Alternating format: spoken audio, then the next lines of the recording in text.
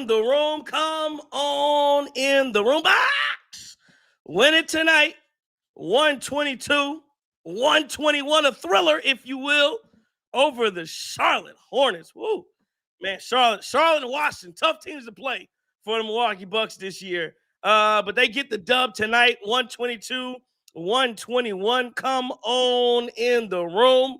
Fun basketball. Bucks were down 16 at one point in this game in the first half, and they do come back to get the win. 122, 121. First broadcast for us, not the first game of the new year for the Bucks, but first broadcast for us for the new year.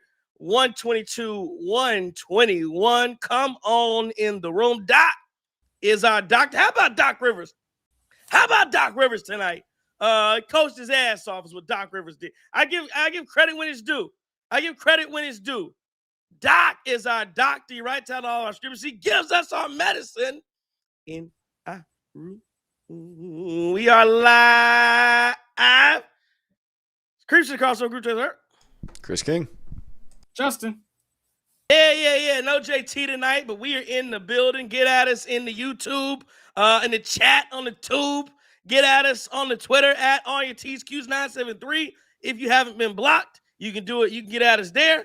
We'll talk about that a little bit. But 122, 121, your Milwaukee Bucks. I mean, what an interesting game this was. A lot of different directions you can go. Talk about it.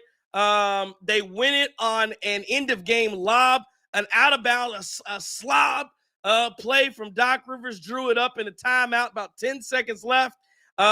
James Morrison, hit the like button on your way in. Have a seat in the room. Yeah, come on, hit that like button on the way. If you enjoyed that, the last 10 seconds of basketball from the Milwaukee Bucks, if you enjoyed that, go ahead and hit that like button. But yeah, 10 seconds to go. And I think that was the question that was on everybody's mind. It's on my mind. What is Doc Rivers going to draw? Because you're in the same situation the other night against Washington, and the late game execution wasn't good enough. We're going to have a discussion at some point about basketball IQ. Just in general, we'll talk about that. We'll talk about this one first, but that's a difference between night to night. One night it didn't go well on, what was that, New Year's Day? It didn't go well, or it was New Year's Eve. So this is the first game of the new year for the Bucks. But it didn't go well on New Year's Eve, right? Where you have a play that doesn't work out for you. Tonight against the Hornets, out of bounds, it was just beautifully executed into Giannis. It was beautifully executed. And again, I think Charles Lee is a very smart guy, smart coach. Doc Rivers just ran circles around him at the end of the game. He just ran circles around him. The Hornets were not ready for what the Bucks brought to him. And to me, that was one you probably could have or should have been, at least, again, whether you stop it is one thing. But they were out of position. Like they did not expect the play. Like it wasn't like Giannis just overpowered Charlotte for, at the end of the game. That was the play won the game. Like that was like if Jericho Sims had been, like it was Giannis, but it really didn't have to be Giannis. If Jericho Sims was there, he would have caught that lob and dunked it down like that. Doc Rivers won that game. But KPJ passes into Giannis, goes right back to KPJ. Beautiful drive down the lane, brings the defense to him, and throws it right up over the top. Giannis dunks it down. And then on the other side of things, because you've seen how this goes, you had a foul on Rollins late in the fourth. You had execution. Knipples hitting threes. Miles Bridges hitting threes all over the place. Brandon Miller hitting threes in your face. All the different things that are taking place. And again, you scored that so quickly. Hornets had 8 seconds to figure out what they wanted to do. They get it in, and Brandon Miller just drives. And again, I got to give credit. And I thought Bobby Portis defensively for most of the game didn't have a great defensive game, but I give credit when it's due all the time, Justin. The end of the game, Miles Turner only played 22 minutes. That's another one again, where we keep going at Miles Turner not finishing and closing out games. But Doc Rivers went with his rim protection as Giannis, Bobby Portis, and Kuzma at the end of the game for defense. And it just so happened that Bobby Portis got caught underneath the rim. And excellent. That's all you can do. Put your hands up, jump as high as you can, and make that a very tough shot. Giannis came on the backside too. KPJ slipped a little bit, but tried to keep his balance and stay in front. But I thought he recovered as well as he could for not really staying in a good guarding position. But Bobby Portis did what he could do. And I appreciated the effort tonight from him on that last play. And then the other thing about the last play, as we all know, it's not over until you secure the defensive possession, the defensive rebound. And I thought everybody crashed and didn't allow that to be an easy putback dunk. You saw Knipple have a putback dunk over Rollins a couple possessions before that, right? And so everybody crashes, ball goes flying out. Excellent job to get the win, 122-121. Let's do a game recap tonight after the Bucks get a win. Ryan Rollins, what a game from Ryan Rollins. 37 minutes, 29 points, 8 assists, 4 rebounds, 3 steals. I mean, he just didn't miss tonight. 11 of 13 from the field, 6 of 7 from 3. 1 turnover. Ryan Rollins was exceptional tonight. Exceptional basketball from Ryan Rollins. Giannis, 30, 10, and 5, 1 steal, 11 of 18, 8 of 8 from the free throw line is probably his biggest number there. 8 of 8 from the line in a 1-point win under 30 minutes. That's an important number to go 8 of 8 for Giannis. And again, we'll talk about. I thought there were a lot of lazy. That just shows me Giannis in under 30 minutes. He's on a minutes restriction. Under 30 minutes, he puts a 30-10. He does that in his sleep, because I did not think this was a particularly great Giannis game. Honestly, I really didn't.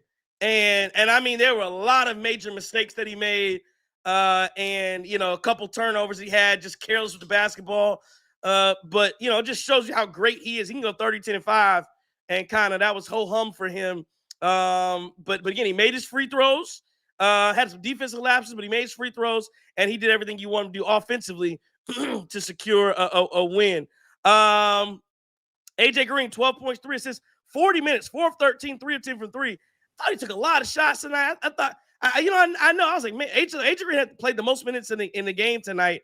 And again, I think that just shows you how little trust Doc Rivers has for the rest of the team, because Gary Harris was out, and I think that's why you saw AJ Green get 40 minutes. Like, that just shows you he does not trust those guys on the anybody else. Coffee, Jackson. He just Gary Trent played 17 minutes, but that just shows you where it went. Miles Turner, Jesus Christ, 1.4 rebounds, 2 assists. What are we gonna do?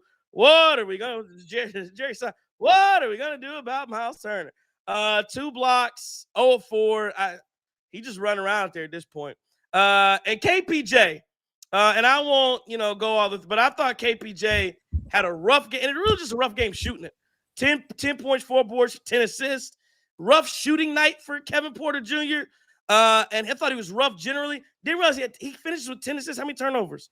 1 turnover. So, I mean, it was really just a bad shooting night. I thought he ran the offense okay, but he got a little selfish at times. He was 4-14. So, again, shooting the ball, sometimes volume is gonna shift with a shooter. But again, he made he gets a double-double tonight. One of those Jason Kidd. He had a couple more rebounds. One of those Jason Kidd kind of nights. You want him to shoot the ball a little bit better, but that is what it is. Gary Trent Jr. doesn't score. Sims had 2 points. Bobby Porter's 20.6 rebounds. We'll talk about him. 1 assist, 1 block. He has really 7-11 for the field, 4 of 6 from 3. He has really started to pick up his game. And how about Kyle Kuzma? There's talking about an unsung hero for the night. Kyle Kuzma with 18 and 6, 7 of 10 from the field, 3 of 5 from 3. And I didn't realize he finished with 6 fouls. He fouled out there. He had 6. Hold on. Oh, he also. Okay. I don't know. I thought he was in the end of the game. Oh, so his last foul was the one against Bridges. Okay. Didn't realize he fouled out. But Kuz, man, I thought the defense was pretty good all night. And then, I mean, he had a couple big threes, and of course that big 3 that I thought was going to be the game winner. But then, of course, they let up an alley-oop to Miles Bridges and a foul, and the Bucks had a little more work to do. But a really good job from Kuz and Bobby Porter's off the bench. Looking at Charlotte's side of things, Knipple, I mean, you talk about a star in this league in the making. He is tough. That is a tough basketball player from Milwaukee. 26, 4, and 3.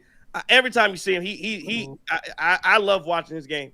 Charlotte got something with him. Miles Bridges, 25, 6, and 2. That PJ Hall, 4 points, 8 rebounds. Brandon Miller, 19, 7, and 4. LaMelo Ball was quiet. I give a lot. And again, 25 minutes, like he's on minutes restriction too. I give some credit to Ryan Rollins there too. I think that was his primary matchup. And so he finished with 12.7 assists. Sion James, 7.6 rebounds, 3 assists. Sexton with 16.6 assists. I talked a little bit about it. I'll let you guys kind of give some conversation and discussion into this one. again, you needed this one. You needed it. You got it. I get that it's Charlotte, but Charlotte's a tough basketball team, man. And they're not the Charlotte Hornets of old where you just roll the ball out and you whoop their ass. I get they're 11-23. It's not a great record, but that is a tough, scrappy basketball team. And Miles Bridges, when he's on, he can shoot the ball well. They didn't have Diabate tonight, who usually is on the boards playing well. But you have Con Knipple, Brandon Miller, and Miles Bridges. That's a tough little shooting, scoring group. Tonight, LaMelo Ball didn't have a great game. If he does, maybe they win. But it is what it is. You get to 15 and 20. Somebody in the chat said it. 16 and 19 looks better. But you have to take what you can get. Joshua Sutton, super chat. He says Bucks are 1-0 in 2026. Happy New Year. So there we go. Appreciate the super chat, Joshua Sutton. They are 1-0 in the new year. Happy New Year to you all. That's what I saw. Chris King, what did you see? I feel like in that 16-2 run where the Bucks went down, I think it was 16 points at that time. I feel like there was just some sloppiness, some laziness, some low IQ basketball. And certainly they were able to turn it around. But I feel like that's like the stretch that really got us into that hole. You talk about KPJ having a rough night from the field.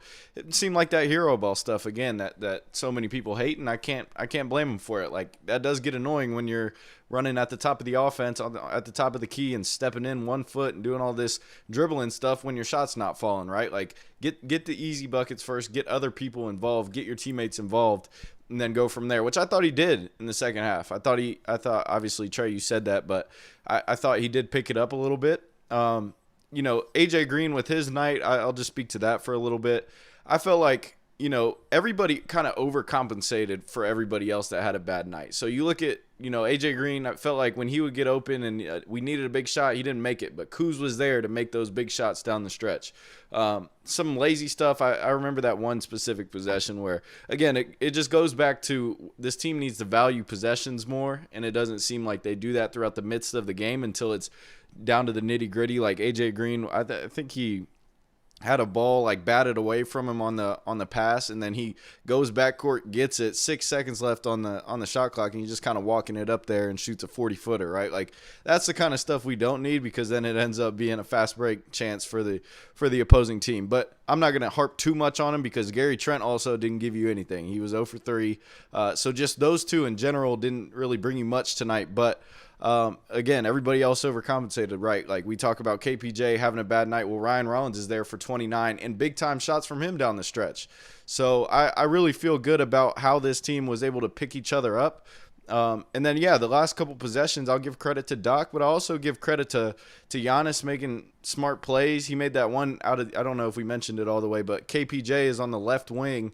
He throws it down to Giannis. The shot clock's going down, and Giannis swings it out to Ryan Rollins, who had the hot hand. He makes an extra swing pass to Kuz, who knocks down a big three. And that, like, those are really good offensive possessions, in my opinion, down the stretch. Trusting their guys, trusting KPJ after a bad shooting night and honestly, KPJ not getting too hero ball centric in that moment. He could have very well waved off everybody. I thought that's what he was going to do. I got nervous that he was going to just take some mid-range fadeaway, but no, instead he dumps it down to Giannis, who had a mismatch. They move the ball, they swing it to an open three. So overall, I'm happy they were able to get the win. Some points certainly left on the court with missing open shots and stuff like that, but I can't complain after we see what happens down the stretch where you lose one like that. To be much smarter in a game tonight, I felt good about the way they were able to get the victory. Yeah, man, good stuff from both of you guys, man. Happy New Year to everybody. Glad to be back, and like the super chat said, be undefeated in the year of our Lord 2026. It's a good way to start this new year, because we damn sure into 2025, man, and I'm sure we're going to argue about that in a little bit, but let's get to we own one tonight, so just be prepared. And all you look, I'm going to say one thing and I'm going to get to the thing. This was the most bipolar basketball game I watched in my life. We saw the worst of the worst and the best of the best. And I thought you two brothers did a great job painting that picture. So let's get to Bobby. Bobby was the player of the game that they interviewed. He said they're a young team. They're starting to come together. They're still trying to learn how to win. Talked about the Hornets. They're a very good basketball team. And Trey, you mentioned this when you were talking earlier. They don't just play us tough in this season, but they've played us tough the past couple seasons. Charles Lee, phenomenal basketball coach, and he coaches the hell out of those guys. And they're kind of like an AAU team, and that's not a dig at them, meaning that they're going to pressure the ball against you. They're going to run up and down the court. They're going to get good shots, and we saw that from the Charlotte Hornets today. I got to take my hand off, Lord have mercy, hat off to everybody except for Brandon Miller. I can't stand that dude. I think he's a punk, and he's called Kyle Kuzma a bitch. And you call a grown man a bitch, you deserve to have your ass whooped. And then the whole you don't know who Chris Middleton is and all that stuff, man. Sit your fool ass down somewhere, you goofy. I can't stand that dude. I hate that dude. And then you see when you get into it with the arguing, who's down there arguing? Bobby and Brandon Miller. Anyways, this was an important win before we get on the road. Got to build momentum and find a way to win basketball games by any means at this point. Now we'll get to Doc. Doc said that there was a lot of stuff that went into that last play at the end. One of the biggest things was putting AJ Green down at the other end that opened up the paint for KPJ and Giannis. And he thought Giannis did a great job to find KPJ and let him kind of control it, and Giannis played off of him. Phenomenal. Execution in the last 4 minutes in the offensive end was pretty good. Talked about AJ Green missing 2 3-pointers. He was hit on both of them. One of them, LaMelo Ball, just completely laughed because he knew he fouled him, and the ref just didn't call it. Imagine that. The referees. Yeah, he said he was fouled on both of them. I don't think it was the first one, if I'm not mistaken. There was one AJ Green guy. I don't know if it's Brandon Miller, but he was in the corner, and I know he definitely thought he got fouled. That was the one that it hit the bottom of the net, didn't get close. But I don't know if that's what he's talking about. But yeah, sorry. Yeah, LaMelo. He said LaMelo was laughing at it. LaMelo, okay, yeah. The Milwaukee Bucks never had control of this basketball game. Charlotte out-hustled them, out-executed better, but the Bucks just kept fighting and found a way to win the basketball game. He thought that this was one of our best playmaking games of the season. Saw a lot of guys, and that's kind of what Chris was talking about earlier, the extra pass. He told Scoot that you live in the past too much, in the last play too much. You can't do anything to change what you effed up on before, so stop swallowing in it. Or wallowing in it, excuse me. Lord have mercy, Paul. Stop wallowing in it. Wallow. Don't swallow in it. Oh, jeez. Happy New Year. No, that's a good point, though. I mean, I'm sorry to cut you off. I agree with that. I mean, I've seen multiple times now at this point where KPJ is missing shots and he does let it affect the way he gets back on defense. And when you see him play hard defense in the second half of tonight's game, you know that could be there if his mentality is right. And you see what happens when he makes that change. No, excellent point. And that's why sometimes and I know there's a lot of folks that are hard on Doc, but this is some of the stuff he deserves credit for. He's developing this young guy and getting him to the point where I really think KPJ will be an all-star in the next couple of years, man. Bobby's shooting has been huge for us right now. He's just insanely hot. Just big shot after big shot. Even those two bums on the Hornets broadcast mentioned that Bobby Portis never misses a shot against the Charlotte Hornets. Dale Curry is the most corniest dude ever. Come on, man. I like Dale and Eric Collins. They did a great let me say this too. I'm sorry to cut you off.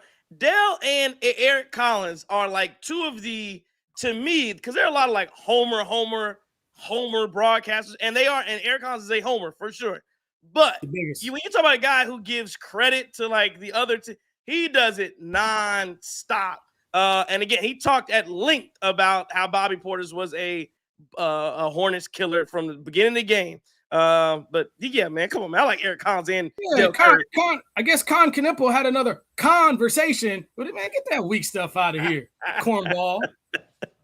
Hey, Dale Curry's man, that dude couldn't hoop. Never mind. Anyway, we're gonna stay away from that stuff. It's very hard to know when to play Giannis, so balancing these minutes is very tough. You don't know if you stagger it here, stagger it there, whatever the case may be. It would have been tough to get Giannis back in the game without that defensive rebound when they called the timeout.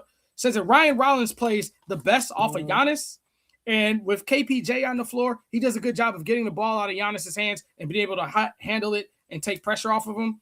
And thought the Charlotte Hornets just kept taking us off the dribble. You mentioned it earlier in the first half. I thought we did a poor job of getting Bobby Portis at the top of, if it was a zone, if it was a man, you're getting him on Sion James, you're getting him on Colin Sexton. He can't move his feet with those guys. And you see LaMelo Ball. I mean, he's running like that around Ryan Rollins. So whoever's in charge of that defense for the Milwaukee Bucks, and I understand that Doc is a head coach, but we cannot have a guy like Bob. If you're going to do that, you got to have Miles on the floor. Now, Miles, what in the whole goodness? Great. Like, my thing with Miles is he's sagging off of, was it PJ Hall or DJ Hall? What's the boy from Clemson? PJ. So you're sagging off of him, and then you let Sexton cut right in front of you and get a layup. And I know Rollins is late on the cut, but you're sagging off the dude to stop that from happening. I thought that Miles was just, look, I try to be positive, but Miles was absolutely just soft as hell tonight. You getting the dude, the Hall boy, who just signed a 2-way contract on Christmas Eve, blocking the ball with his elbow on this dude. Yep. Miles, you got like, dog, hey, you got a nut check, dog. Like, stop letting these dudes push you all around the court like you Moesha. And listen to it. You walking in the goddamn game with cats and shit, and you playing soft as some damn kittens you carrying in the game. Like, it's ridiculous. It's too much money for him to be doing this. Another guy, Giannis. Now this is a great basketball game. You look at the stats and you don't watch a basketball game, you think this dude was amazing. He constantly was out of position on the and that gave Charlotte 3 to 4 second chance opportunities in the fourth quarter. Box him out and stop being careless with the ball. You can't turn the ball over. We're not good enough to do that, though. But I'm going to give Giannis a little bit of a break just for the fact that he's coming back off an injury. I'm sure there's a lot of stuff, but we just got to be better. KPJ has to be better. And my concern with this, and the reason why I'm excited and thrilled to have the win, but the reason why I'm still a little bit frustrated, maybe I'm bipolar tonight, we're doing this against a mid team. Charlotte's not a bad team, but they're not a good team. Now, we play these good teams, and we play like this, we're going to get our ass blown out the gym again. And then it's going to be negative. It's going to be fire Doc. It's going to be screw John Horst. Jimmy Haslam belongs in Cleveland.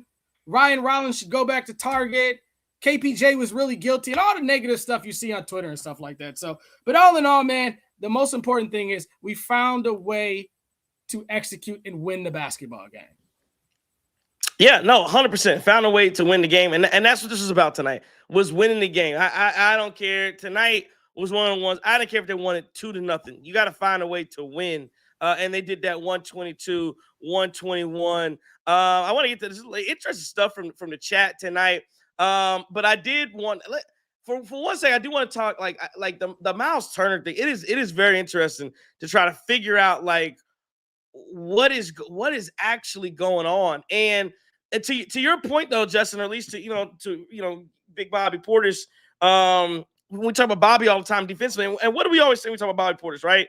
When you're shooting the ball well, when you're playing like when you're shooting it lights out, when you can't miss, I can live with some of the defensive lapses. I can live with some of the issues because you are not a negative on the floor. And when Bobby Portis 7 of 11, 4 of 6 from 3, they're big shots. I can't blame Doc Rivers when he looks down the bench, and you should close the game with Bobby. Like, Bobby Portis absolutely deserved to close the game over Miles Turner tonight. Now, again, I might have a question about whether or not I would have put Bobby, like that last possession. Now, and to his credit, Bobby Portis, like we talked about, 2 hands up, jump high, live with the result, little contact. But I thought you couldn't. I thought you couldn't call a foul. There's somebody asked they were going to call a foul. After you called the foul on Kuzma for the one on the alley-oop to Miles Turner, to Bridges on the play before, you couldn't send him to the free throw line again for a little marginal contact. So hopefully, to me, I think about that kind of stuff. When I talk about basketball IQ, I think about that kind of stuff like that. They're not going to blow it again. Not going to do it again. I get away with a little contact. They shouldn't be able to do that again. And so that was a really good job. But even, some of the questions about, well, should Miles Turner been in the game at the end of the game instead of Bobby Portis, who's a better defender in theory? You mentioned it, Justin. People were running. There was a stretch, I believe this is in the first half, where, it was, I think that post PJ Hall layup right over Miles Turner. Knipple to the basket, drove by him, layup over Miles Turner. I think Sexton then layup. And again, I get it. Some of those were not that he was just under the basket and, had good. Because we talked about this with Brook Lopez as well when he used to get beat a little bit And then they say, well, we don't have good the POA. We don't have good point of attack defenders. And so because you don't have good defenders, they're getting them free lanes and running right to them. That did happen a couple times.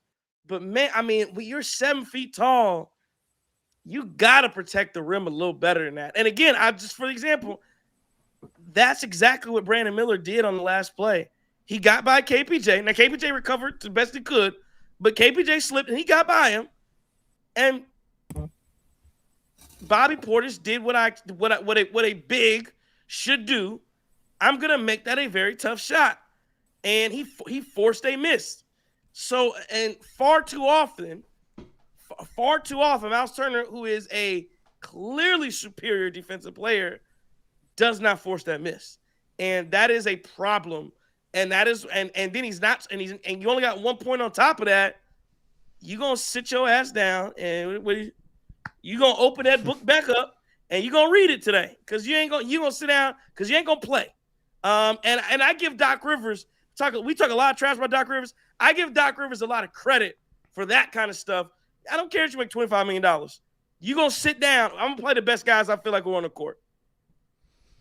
Yeah, I think it's, you mentioned in the variety that these other offensive players are scoring on him, and it's like you get none of that on the opposite end for Miles Turner offensively. Like, you don't get those, I'm going to put an elbow, I'm going to put a shoulder into PJ Hall and go get a bucket over him. You're not getting that so far this year. And the closest, I guess, shots that he had towards the rim were, and they have been, like offensive rebounds off of Giannis misses. And even still tonight, he missed one. Like, just point-blank chip shot, just missed. And so that's where you look down the line of the bench and you say, well, Bobby Portis is giving us, not only is he making a ton of threes, but he's making the right plays. Everything that we always ask for Bobby Portis to do, he's doing that now.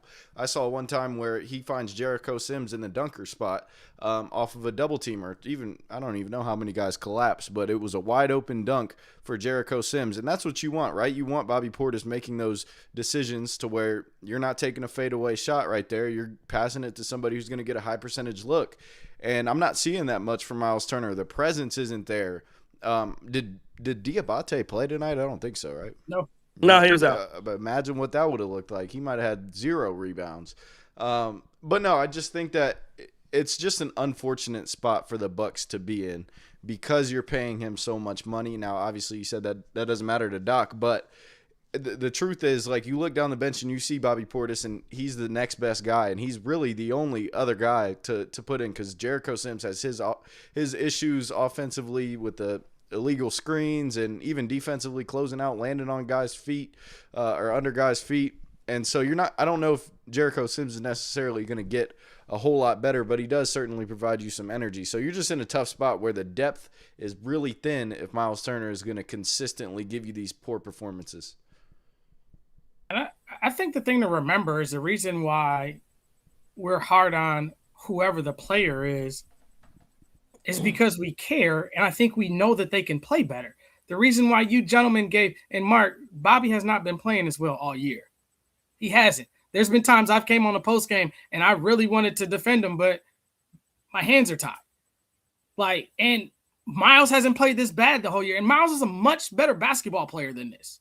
But tonight was just soft as hell by him. The one thing I will give him credit for, though, is when old buddy blocked the hell out of his shot, at least he came down to the other end and rejected his shot too. But Miles got to be better, and I think he can, and I think he's going to continue to find himself. And this may have been what Bobby was alluding to when he said that we are starting to learn to play together, and we will. Now, I tell you, this wasn't a flawless basketball game for the Milwaukee Bucks. This wasn't a good basketball game for the Milwaukee Bucks. I think that's why you saw that the Charlotte Hornets dominated this basketball game. Charlotte Hornets should feel like they lost this game. But however, you don't play your best and you still find a way to win the basketball, unlike New Year's Eve. It's a lot better feeling when you lose when you don't play your best. But we got to figure out a way to right this stuff. I think Gary Trent Jr., someone mentioned it in the chat, absolutely just, whew. AJ. But and you know how much I don't like Gary Harris. But I see why Doc Rivers is all right. Let's see, because Gary Harris goes out there and does, to me, a lot of cardio. the difference with like a Gary Harris versus a Gary Trent Jr. or even a Cole Anthony is those guys start negatively impacting the team with their poor play. Gary Harris, again, for as much like nothing as I think sometimes he provides, he has, and again, the last couple he's hit a couple threes and a couple nice drives, but for as much nothing, he is almost like a net neutral out there on the floor. He's not going to give you anything too good, but he's also not going to be so bad that like he's almost like the kid that's doing the group project that's just there, the person hiding or whatever. See, I'll give you another one. The dude in you doing one-on-ones football, you get cornerback, wide receiver, and you'll find the corners that's like, maybe can't wait for this drill to end, and they just wait until the drill's over, and you move on to the next thing because they really don't want to get that one-on-one action. Gary Harris is kind of like that. I'm kind of out here, and hopefully nobody notices me. And at times, that is better than I'm noticing Cole Anthony out there being ass, or I'm noticing Gary Trent Jr. Like I said, Gary Trent, he was bad. Like, I'll give Gary Harris that. He's usually not bad. He just does nothing. But nothing is better than bad. And so I see why Doc Rivers throws him out there. I disagree on the Gary Harris does nothing, man. Sorry. He's just a vet. He makes those plays that, some of his stuff don't show up in the box score, but he's hit a couple shots. He's made, he just, look, you're not going to lose, like you just said, you're not going to lose a game because of Gary Harris. Right. And you're not going to win it because of either. Some of these other dudes will choke it away. I think that, the only last point I was going to get at is with us playing this bad and still finding a way to win the basketball game, that's a huge positive sign for me compared to previous games this year. And so the homie said that they won 3 out of the 4 quarters. Okay, but watch the entire basketball game. Charlotte was doing, and every time the Bucks came back with a punch chance, Charlotte came back and answered them. And the only reason Charlotte had to win 1 quarter because they won it by so much. They were front running. They were playing from the front the whole damn game. Watch the goddamn basketball game. Stop watching the fucking box score. Sorry. Yeah, no, I didn't think. Rick Hamilton says the Bucks won 3 out of 4 quarters. Who dominated? Yeah, I wouldn't say. Again, I would say Charlotte dominated that first quarter, and really, they really just dominated the last 4 or 5 minutes when Giannis went out.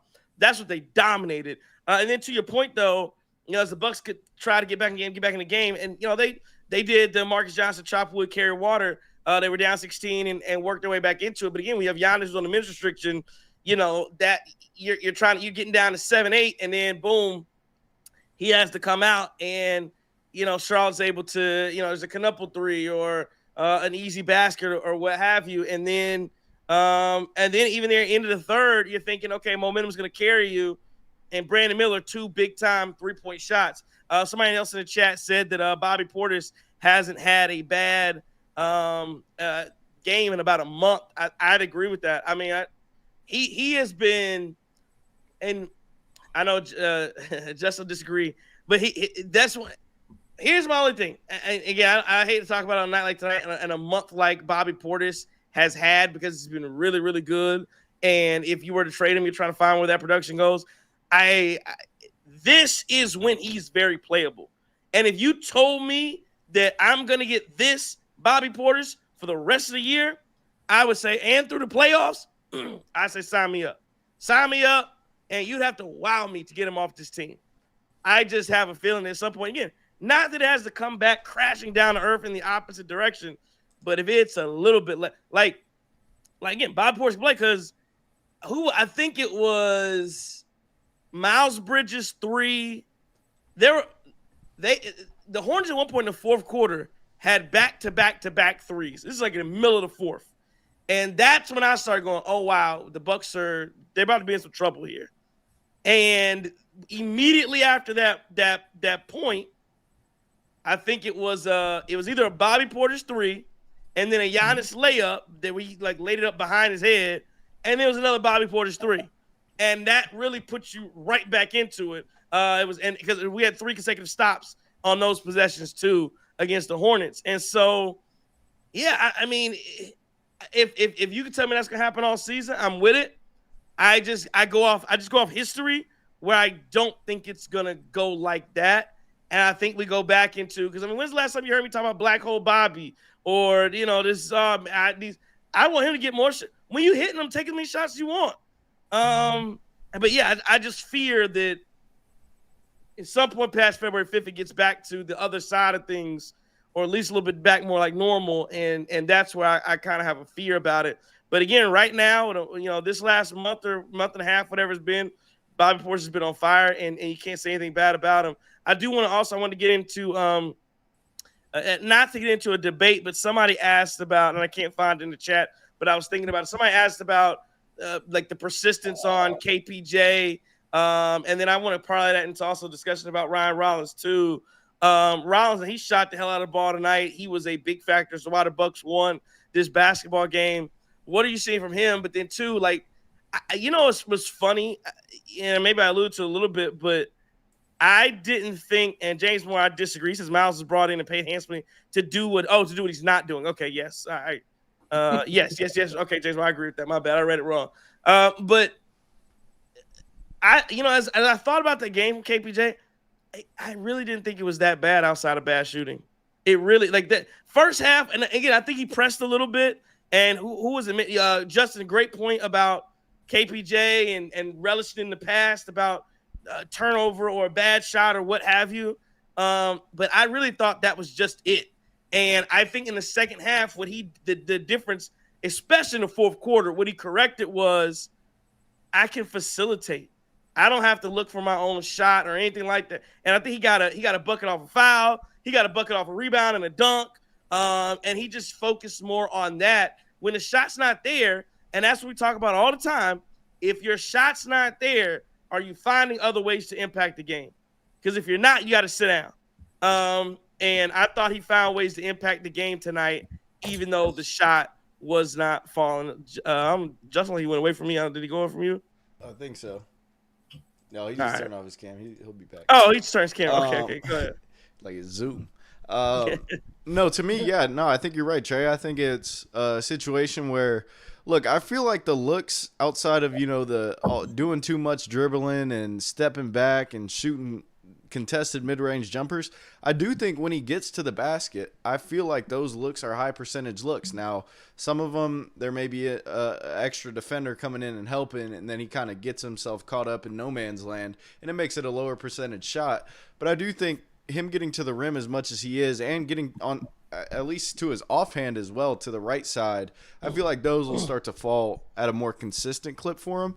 But Ryan Rollins just being there, man, that's the benefit of playing those two guys at the same time. Is you got Ryan Rollins who, KPJ, and this may not be talked about as much, but these teams are kind of game planning to take him away in terms of try to hedge off of screens, try to collapse on him when he drives to the paint.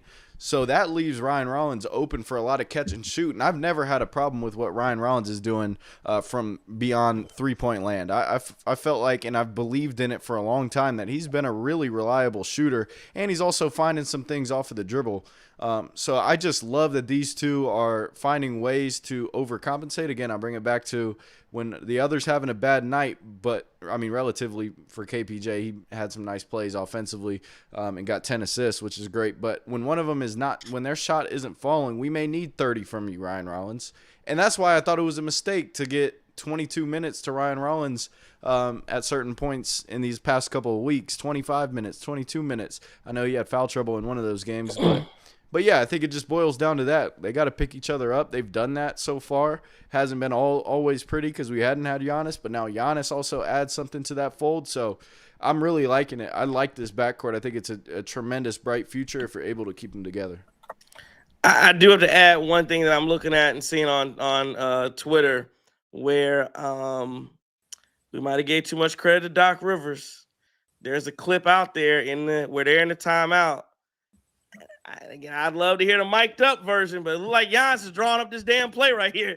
It looked like Giannis drew this thing up, and Doc just standing around, and Giannis got the damn clipboard. Jesus. I try to give Doc Rivers some credit, and Giannis drew up his own damn game winner. All right, let me go to the Yeah, man. I thought Doc did something, but Giannis done. Maybe Giannis does know something about picking coaches. All right, Daryl Clayton, super chat. Daryl Clayton 4066 says there was fools arguing about KPJ on X yesterday. No matter what he does, people won't be happy. 10 assists still tonight. I think you're right. Daryl. Like again, you know how people feel about KPJ, and again, shots aren't always gonna fall. Shots aren't like I understand that piece of it. You can't compound it with other mistakes. And I thought tonight, to your point, again, it was one of the nights where the shots weren't falling, and you play a little here. I think he tried to, another guy whose shots don't fall all the time, AJ Green. Where I mean, all AJ Green don't got to dribble them. People setting him up for wide open shots, and there's plenty of times where they don't fall. And what do we say? We keep shooting, keep shooting, keep shooting. And so it does feel sometimes like there was some hero ball from KPJ. But at some point he realized shots not falling tonight. I'm not gonna get it back. It ain't there. I gotta win. I gotta find a way to help my team win in a different way. So I agree, Daryl Clayton. Super chat from NYC Randy, our guy up in here. He says, "You're gonna hate me, but this team is not good. Trent can't do anything. AJ playing the 3 at 6'4". Miles is overpaid and soft. Giannis has to carry like no other star in the league has to. The flip when he goes to the bench is crazy. I'll agree with that piece. I'm not gonna say they're not good. I think again, if Giannis is off the minutes restriction, it looks a lot better, and I think you probably win this going away a little bit more. But instead of a 1-point win at the end, but I guess what I'll say to that is, I would agree that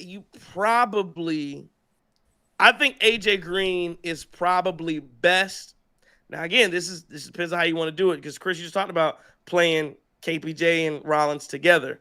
AJ Green is probably best if he's a starter at a 2, and then having a bigger 3 come in and be your 3, so you're either moving AJ to the bench, or you probably need a legit 3 in place there. Again, sometimes I believe the best 5-man lineup for the Bucks.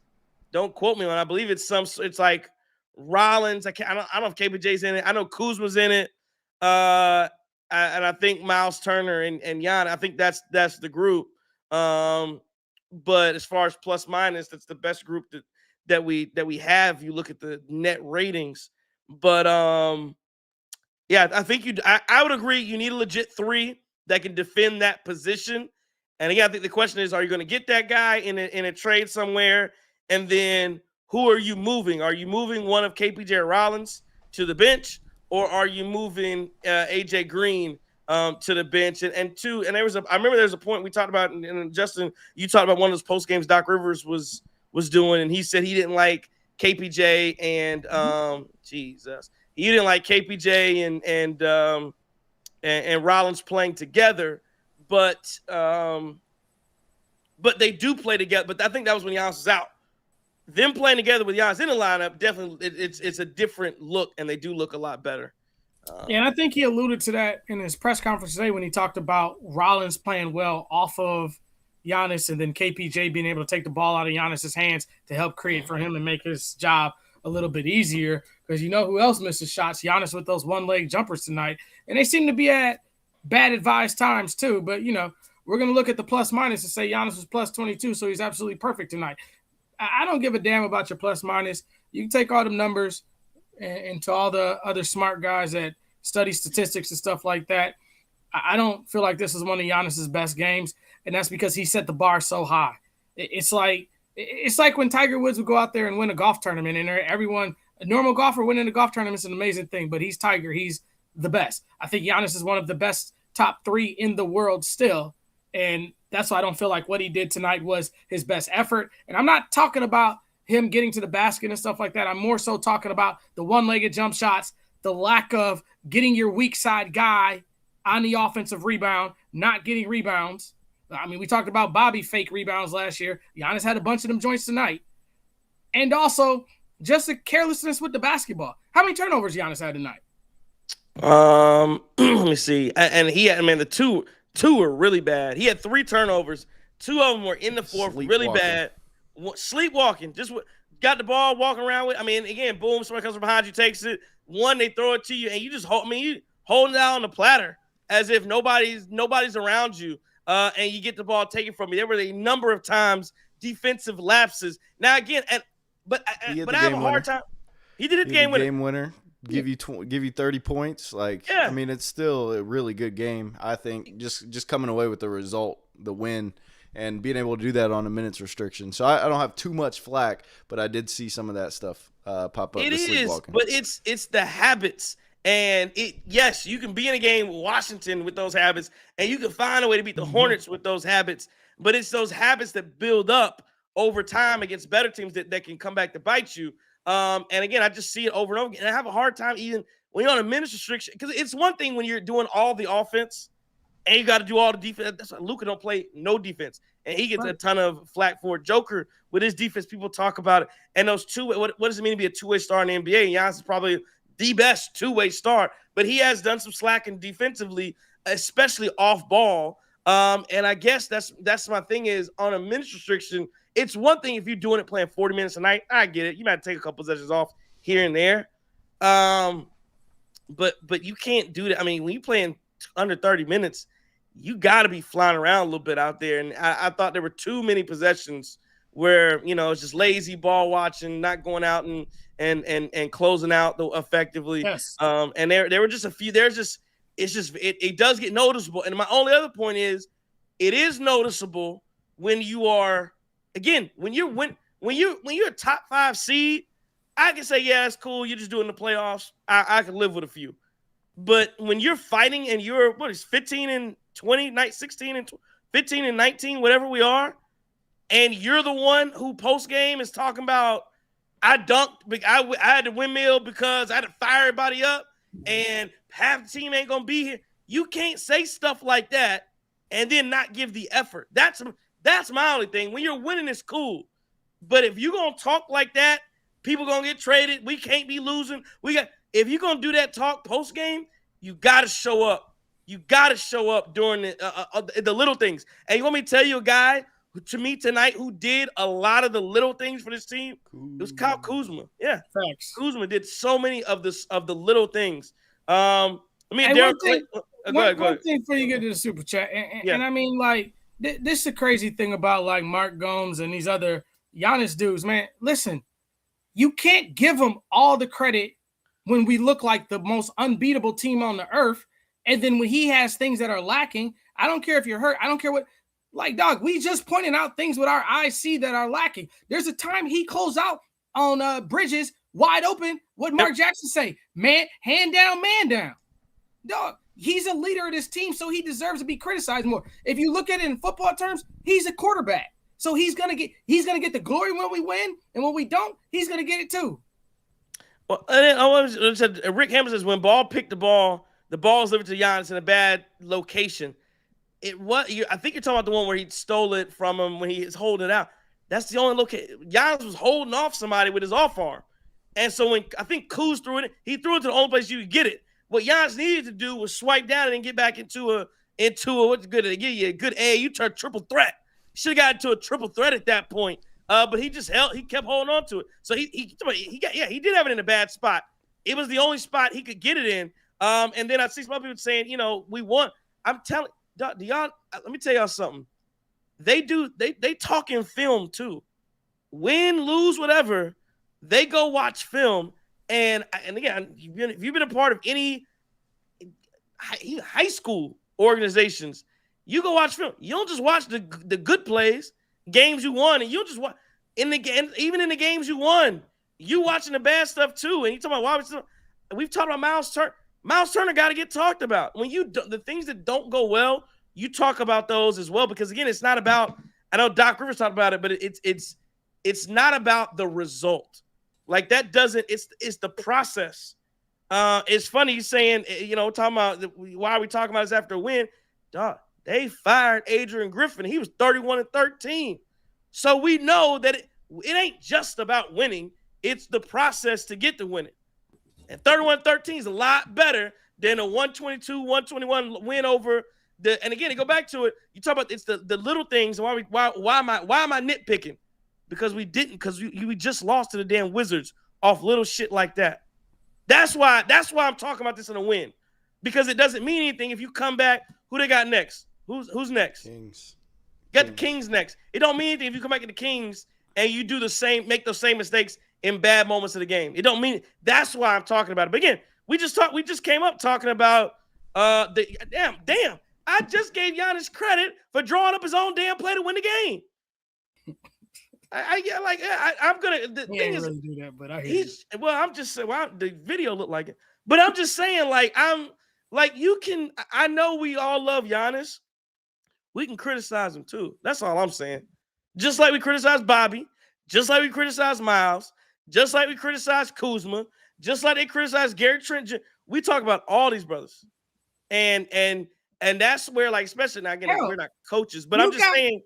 You got 2 Twitters eliminated because you were talking about Dame. Everybody's all equal. Right. And if you think this is young, look, again, played a phenomenal game, made chicken salad out of chicken shit. He absolutely did that. But to sit here and think that dude played amazing, if you play in the Houston Rockets, it's belt to ass. You play in the New York Knicks, it's belt to ass. You playing them Lakers again like this, it's belt to ass. It's the Charlotte Hornets. But Mark, you just said they're a bad basketball team, and we snuck out and beat them. This team can't afford to have Giannis have a lackluster performance. And again, when we first said it, we said we're going to give him grace due to him coming back off of an injury. But come on, dog. Like, watch a basketball game. I do want to get to the super chats, though. Daryl Clayton came back in with one. Here he says 34 poor off-ball defense for a few years now. Yeah, I agree. And I talking about grace. I give him grace for that because, again, LeBron LeBron used to be one of those players where offense deep, and then LeBron probably for the last 5, 6, 7 years, since he got to the Lakers, maybe since after that championship with the Lakers in the bubble, he is really slack defensively. But I get. But now, again, his difference is he almost 30, 37, 40 years old at this point. And you see some of the carelessness and the laziness from him, and you're carrying teams. I understand that. Y'all talk about somebody else said that if you were watching Shaq, I would, and I think Luka's a great player. I would hate watching Luka. I would hate because I would talk about his defense so much. I really would. It would irk me watching the way he defends. Is you can't excuse it. NYC Randy super chat coming back in. He says, we need a trade like the Cavs in 2018. I don't know what to say about Miles. We have to be honest. He is a 7-foot shooting guard. Needs some defenders. Jokic also plays lazy. He just doesn't need to be near perfect like Giannis does due to team. Agree with that. And Joker is lazy. The other difference, and we'll talk about this. I don't know when we want to get into it, but the other difference with Joker is even though he's lazy, you know where he runs circles around guys like Giannis? Yep. Up top. He is one of the smartest players. He is up there with his basketball IQ is high. And when you have basketball IQ that's that high, the other thing he can do that hurts Giannis is he can shoot. And when you can shoot, you have a lot more versatility in your game. That's why Giannis has been trying to get this jumper going for years. We thought we'd figured it out last year, but it seems to have regressed this season. But yeah, I get it. And Joker can do some lazy things, and I would get annoyed with it too. But he's just like a rock down in the paint. And the other thing is they don't ask him. He's not being asked to do as much as Giannis is defensively, so it probably makes his job a little bit easier. We just asked Giannis to do a lot more. I noticed we saw a lot less zone tonight too, which is interesting. But yeah, man, I don't know. Like I said, I'm not here. Again, little stuff from Giannis. I thought it was a good game, even though there's some things I can always nitpick on.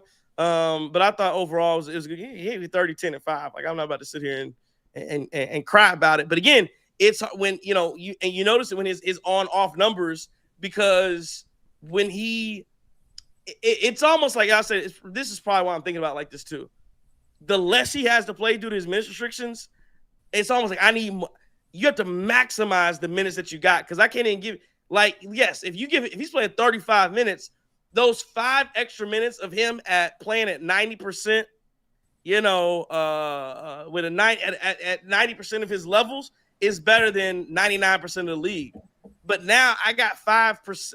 I got 5 minutes left of you, and I'm replacing it with Kyle Kuzma, and I'm replacing it with Jericho Sims, who's getting a couple minutes, and we're replacing that with all that those things add up, and it's like it's just more glaring. In a closer game, all of it kind of adds up. But again, talk about another thing that Giannis did very well tonight: 8 of 8 from the line. If he's 4 of 8 from the line tonight, this is a loss. So you give him credit for the good things he does. He's been pretty good since he came back from the line, like really good, actually, I think. But yeah, I think where the criticism lies is I think a lot of us Bucks fans and maybe even us just on this post-game show is that we've seen the height at what Giannis can do it, right? Even in the regular season sometimes. But maybe that's not all realistic to ask of Giannis at this point on a minutes restriction on a team where you're bringing in a 7-footer who's getting paid $25 million a year to get you 3 rebounds, 2 rebounds, like 1 point tonight. Yeah, 1 point. Like you're really, I mean, at this point, like Brook Lopez, at least he'll give you some threes. At least he'll knock down those threes. At least he may clear out the paint for Giannis to get those rebounds. So I think it just looks a little worse. It's a little magnified each time you get progressively worse as a team. And I think that's a lot of what we may be seeing also with the minutes restriction as well. Yeah, man, it's just crazy. My mama told me not to cuss tonight, and I think I'm already disappointing her. I don't know how many minutes we in. We quite a few minutes in, but I mean, it's just like, look, dude. Again, you can't expect this dude to get every positive accolade in the world, and then not get criticism too. And stop giving me all this BS. Oh, the roster this, the roster that, whatever. This is the roster he created. We got 2 of his brothers on the damn roster. We got this dude here, he won here. That dude here, he won here. Like, stop making excuses for him. Hey, great game. We won a basketball game. We beat the Charlotte Hornets. You want to buy a damn T-shirt for that? Buy a T-shirt. You want to be here? Because I know your ass wasn't here before Giannis. Your ass will be gone when Giannis leaves. That's what it is. But stop sitting here and stop saying they won. It's a goddamn Hornets. It's a goddamn Hornets. That's the expectation is what you're getting at. Monica says the worst is the Wizards. My bad. The worst is the Wizards though. They got us twice. Like damn, the Wizards got us twice this year. That's embarrassing. Right. Yeah, he said, yeah, bro, they won and they just lost the night before that to the Wizards. 100%.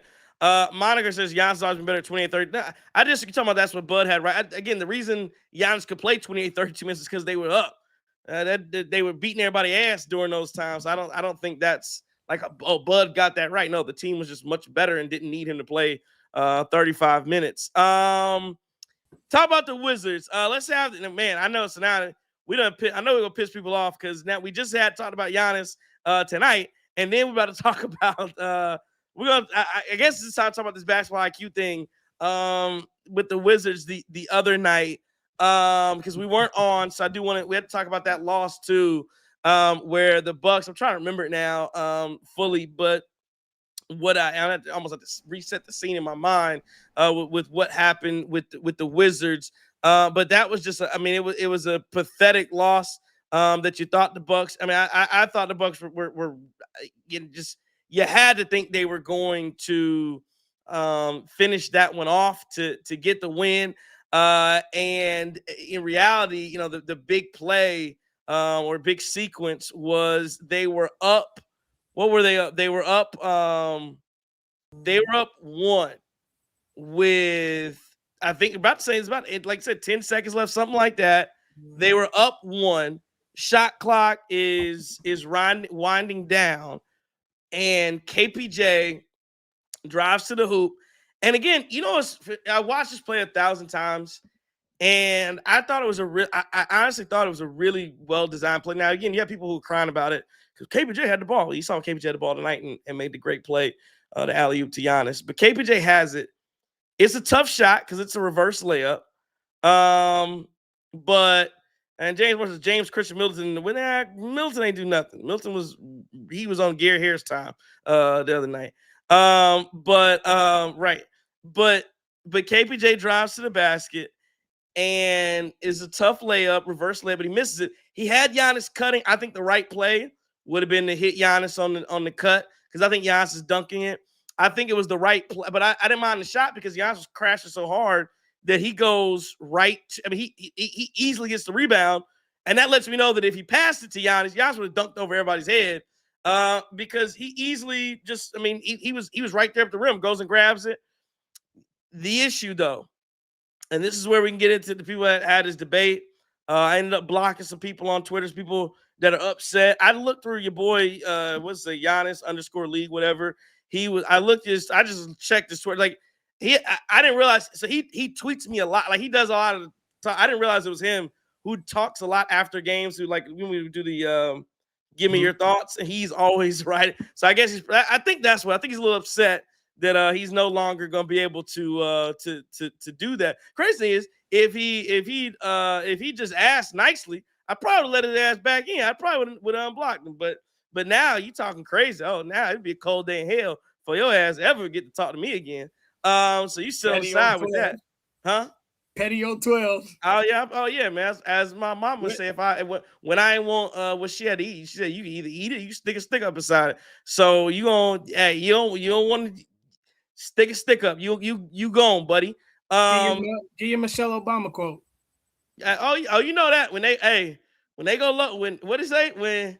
When they go low, we go high. When they go low, we go to hell. That's what we going. All right, I'm going to hell. Like I said, I don't know the way to the I don't know the way to the high road. I don't know the directions. I get lost. So but anyway, my comment was about Giannis and the basketball IQ because Giannis grabs the rebound, and with no time, with 10 seconds left, he hops backwards. And tries to shoot a layup. And I think it was Sarr who blocks it off the backboard, starts the fast break, tough bucket from NBA killer. Yes, from the CBA killer. Urkel. What's the man's name? CJ McCollum. And my whole thing was any smart basketball player is going to take that. Someone says it would have been the right play, and Giannis could have had the ball kick. Yeah, but the right play, and D'Angelo Ross says it was on KPJ. Again, I agree. KPJ could have passed it to him. He could have. But at the end of the day, Giannis had the ball. With 10 seconds left. He had it. Shot clock off. 10 seconds left. There were guys behind him. If you were scared, you had a timeout. You could have done. Now, the only thing I would have accepted was a dunk. I can accept a dunk in that period. If you want to score off a dunk, I can accept that. But to be basically 7 feet and jump, but you're playing under the rim basketball. That's why I got blocked. You're playing under the rim at that point to take a layup there, and it wasn't like you were accelerating up. You were jumping backwards because you were under the hoop. So I'm telling a jump ball. He couldn't dribble. A jump ball would have been anything is better than a fast. You set up a transition opportunity. They didn't even take a timeout. They didn't need to. They went fast. They had numbers. So my whole thing and my whole point that I think people got upset about was I was like, Giannis is a dumb basketball player. And again, I think I say things sometimes and I'm a little harsh. He's not. I walk it back a little bit. He's not dumb, a dumb basketball player. He is dumb for a superstar, because like I said, it's levels. Like Giannis has basketball IQ. I'm not about to. He's a superstar in the NBA. I'm not about to say he doesn't have basketball IQ. So we're talking about relative to levels. No, when you're talking about the best players in the game, Joker, Shea, LeBron, get your top player, whoever you want to run to with your top players. Giannis is not on their level. Giannis is stronger than all of them. Giannis is he's a better he can sometimes be a better passer than a lot. You can argue a lot of things. If you're just ranking and somebody says not even for a superstar, What do you say? Giannis not definitely not. I can name 3 others with low. Name them. But to me, if you go down the list, no, Giannis is not for a superstar player. No, he is not. His IQ is. Oh, he just broke his leg. Oh, Jesus, damn! In a bowl game, damn, that's tough. Damn. Sorry, I watched this Wake Forest Mississippi State game. I'm pretty sure he just broke his ankle. But for a superstar, no, man. I don't think. Again tonight, laying the ball out, steal. There was a point, a possession tonight. Yeah, we're trying to get back again. 6-point game. Step back fadeaway jumper. Again, he hit the jumper against Indiana to win, huh? One-legged. I mean, have you ever shot that shot before? I mean, that's like he has though. But not. I mean, again, you talking about all make mistake. He does it often, late in games, big game situations. If it comes to, is he going to can he make plays? Yes. Is it going to be a smart play all time? I don't know. I don't trust Giannis when it comes down to making smart play. I give you one more example of a smart play. A smart player, and again, I don't even get mad at Giannis for doing it, but he does it often. Have you ever noticed that he likes to take free throws? You ever notice that like when he almost likes to get the ball late and have them foul him so he takes the free throws? I don't mind it because as a superstar, I want you to feel confident, go to the line. It's stupid as hell. Nobody else would do it. You're not. How does he dictate that though? How would he dictate how he's getting the free throws? Because he holds the ball. You're talking about in a late game, like get fouled? Late game, yes. Late game, he will hold it like, yeah, foul me. Are you stupid, brother? Now, Pat, get a ball up to a free throw. But again, I don't even mind that stuff because it does show. And that's why, like last night, people were trying to justify, or they were trying to justify that he took layup. Oh, well, he had to take layup because he didn't want to get fouled. Giannis has never been afraid to get fouled. There's only one time ever when Giannis has ever been afraid to get fouled, and that was for whatever reason. He started acting like he started getting real soft against the Miami Heat in that series where Jimmy Butler was walking him down. He started playing hot potato. I ain't never seen Giannis play hot potato with the basketball like that. And that is the only series. That's the only time I can ever remember Giannis really being like, I don't want the ball. But yeah, he ain't mind. He never minds. And again, to his credit, he doesn't mind doing it. He probably should at times. I would. Again, you can't shoot free throws. Give it to a free throw shooter. But again, that's just my point. It's not the smart play, but Giannis will do it because that's Giannis. I think you basically covered all of it. I mean, to me, from my vantage point, it's just, it's easier to say kind of in hindsight that he should have held the ball. Now, that is the right play to make, and certainly you would expect that out of your superstar to make the play and the decision at that strong, at that height, to just hold the ball for a second, process what's going on. But again, this is a guy we're talking about and this is a positive about Giannis, is that he's 100% every single second, it feels like, of a basketball game. And so when that heat of the moment ball comes to you on the rebound and you genuinely think you have a shot at hitting basically a dagger. I mean, I wouldn't say dagger because they would put him up 3, but if you feel like you can put us up 3, I'm trusting him to do that. Now, you have to accept what happens after that. If they get a rebound and they push it and McCollum hits a tough fadeaway jumper, I mean, you're gonna have blowback, but you're also gonna have people that are saying that, Giannis gives us 100% every time, and he may have just not been thinking of it. So you're gonna have also people on his side for it. So that's what I think. Yeah, let me get ready to piss Trey off. So, because we've been so negative about Giannis and all this stuff tonight, and we said he was this, we said he was that, we blah blah blah. That was a great shot he took at the end of the game with 1 second left. Phenomenal look. I thought it would have went in, but it is what it is.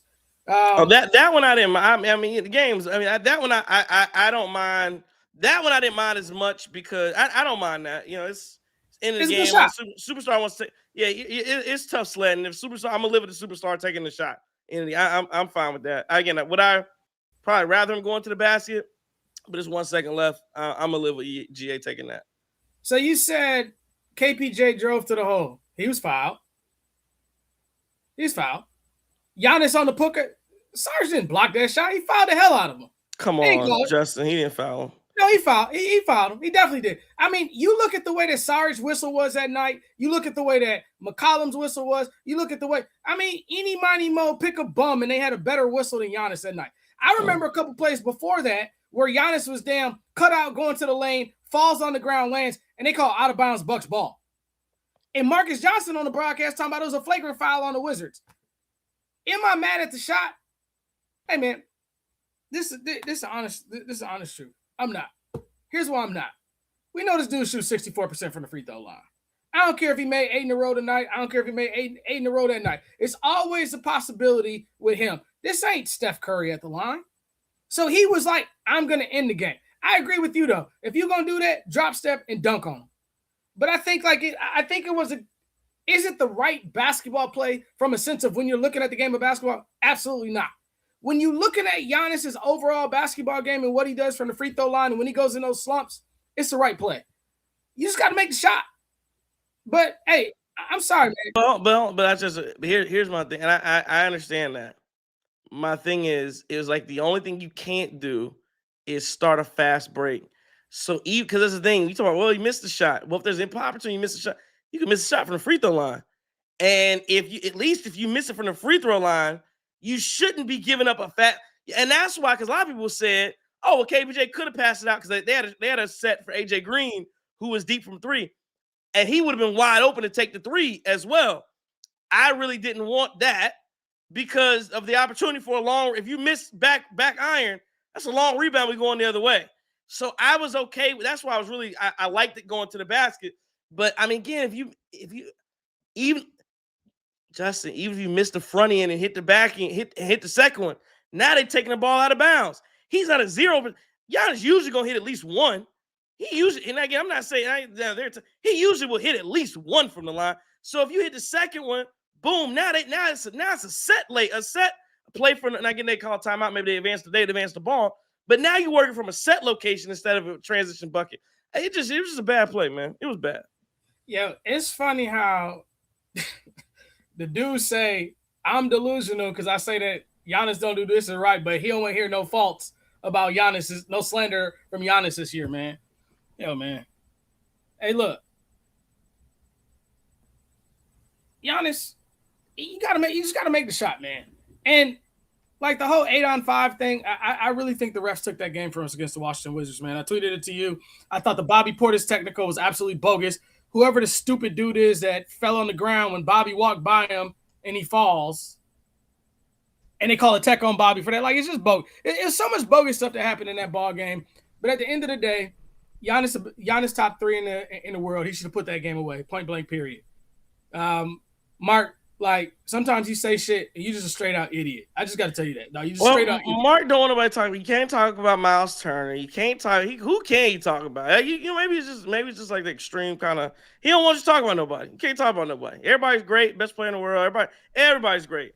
Again, that's Jace Bucket focusing on Giannis is a million other problem.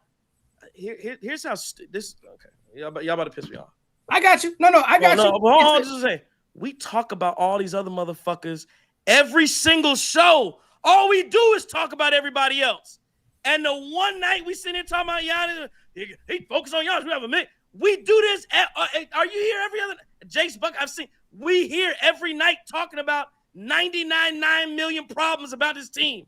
And one game. Well, that's how I know. I'm trying to be disrespectful, but you can't be so far up somebody's ass that you can't talk about somebody one time. You can't no slant. No, if you fuck up, I'm gonna talk about you fucking up. That's I know, man. No, man. No. You can get talked about one time. No, you don't know why we. No, man. We sit here, we praise Giannis all day long, and one time somebody talk about it. Can you believe that?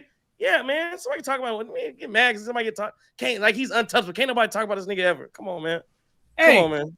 How often we had this show? Every damn game. So y'all getting it way misconstrued. Like we talking about Giannis as an overall. We're talking about in the moment. Chris King, you watch a lot of baseball. This like the buddy at third base mixed the ground ball. Mm-hmm. In game 110. Yeah, it's stupid for the moment, but we're not saying that over. Look, Chris King, who the best player on the Bucks? History. I'd say Giannis. Trey? Giannis, no question. Like, but you gotta understand, we're looking at this with a microscope. Right. Every single game. Yeah, nobody. Yeah, I think that's the other thing. Is nobody said he sucks. Nobody said he's ass. Nobody said, like I said, it's crazy. You talk about the people. There are plenty of people I say we should just trade him, get over. I ain't never said we should trade him. So there are people who are on that type. That's not the category I'm in. But when you make a play like that, and again, I let a lot of stuff go. That one was, and again, it really is because it really, and again, Marcos, we're on 30 minutes. Guess what? I had 0 minutes because we ain't do a show Christmas on New Year's Eve, so I ain't get to talk about this. That's why. But my point is, and again, we're on 30 minutes. I don't care. You know what I'm on? I'm on, what's the record? 15-19? What's our record? 15-20. 15-20? Yeah, now ain't a lot of good to talk about when you're 15-20. But my I guess I'm almost done. But my point is, like, you can't be windmilling and telling everybody you got to get fired up and tell me we got to do this, that. Everybody gonna get trained. We already talked. You can't do all that and then be. And again, I'm not saying he's the reason they lost. I'm not saying Giannis is the reason they lost against the Wizards. But I will say the game was won. The game, the game was won. You had the ball with 10 seconds left. And somehow you had the ball with 10 seconds left, no shot clock, and somehow CJ McCollum's shooting the ball on the other end, and giving me a jumper from the corner. That's what I'm saying, and I can be pissed off about that. And then also, you two just talking about some of the comments that Giannis has made. Wasn't the comment just after that Wizards loss is like, we can't give these teams any hope. We can't stay neck and neck with them. Well, what did they do tonight? They started in the whole 16 points, and it was neck and neck for the whole game. So that's why I think you two fellas are criticizing what I guess didn't happen from Giannis tonight, or the lackluster play from some of his specific plays. You guys really have it under a microscope because of what he's saying in the press conference, saying we can't be in a 16-point hole to these guys and give them belief. They're not a great, amazing, world-beating basketball team. So that's why I think some of this is certainly warranted to kind of look at, okay, how did you respond from a game like that? You did the same thing. I think this team wins together as a team. They lose together as a team. I think there's collaborative efforts from everybody 1 to 15 on that roster every night, including all the coaches and stuff like that. Giannis, the best player on this team. He's going to face the most criticism, and he's going to get the most praise when we win. It is what it is. I mean, if you ain't start watching sports yesterday, you'd understand it. Same way the quarterbacks get criticized. No one talks about Mark Andrews failing the Baltimore Ravens in the playoffs. They talk about Lamar Jackson. No one talks about Jordy Nelson being this. They talk about Aaron Rodgers. No one talks about, I don't even know any of them dudes receivers on the Bears. They talk about Caleb Williams. Nobody talk about Dave Canales' sorry-ass play call. They talk about Bryce Young. Tell him.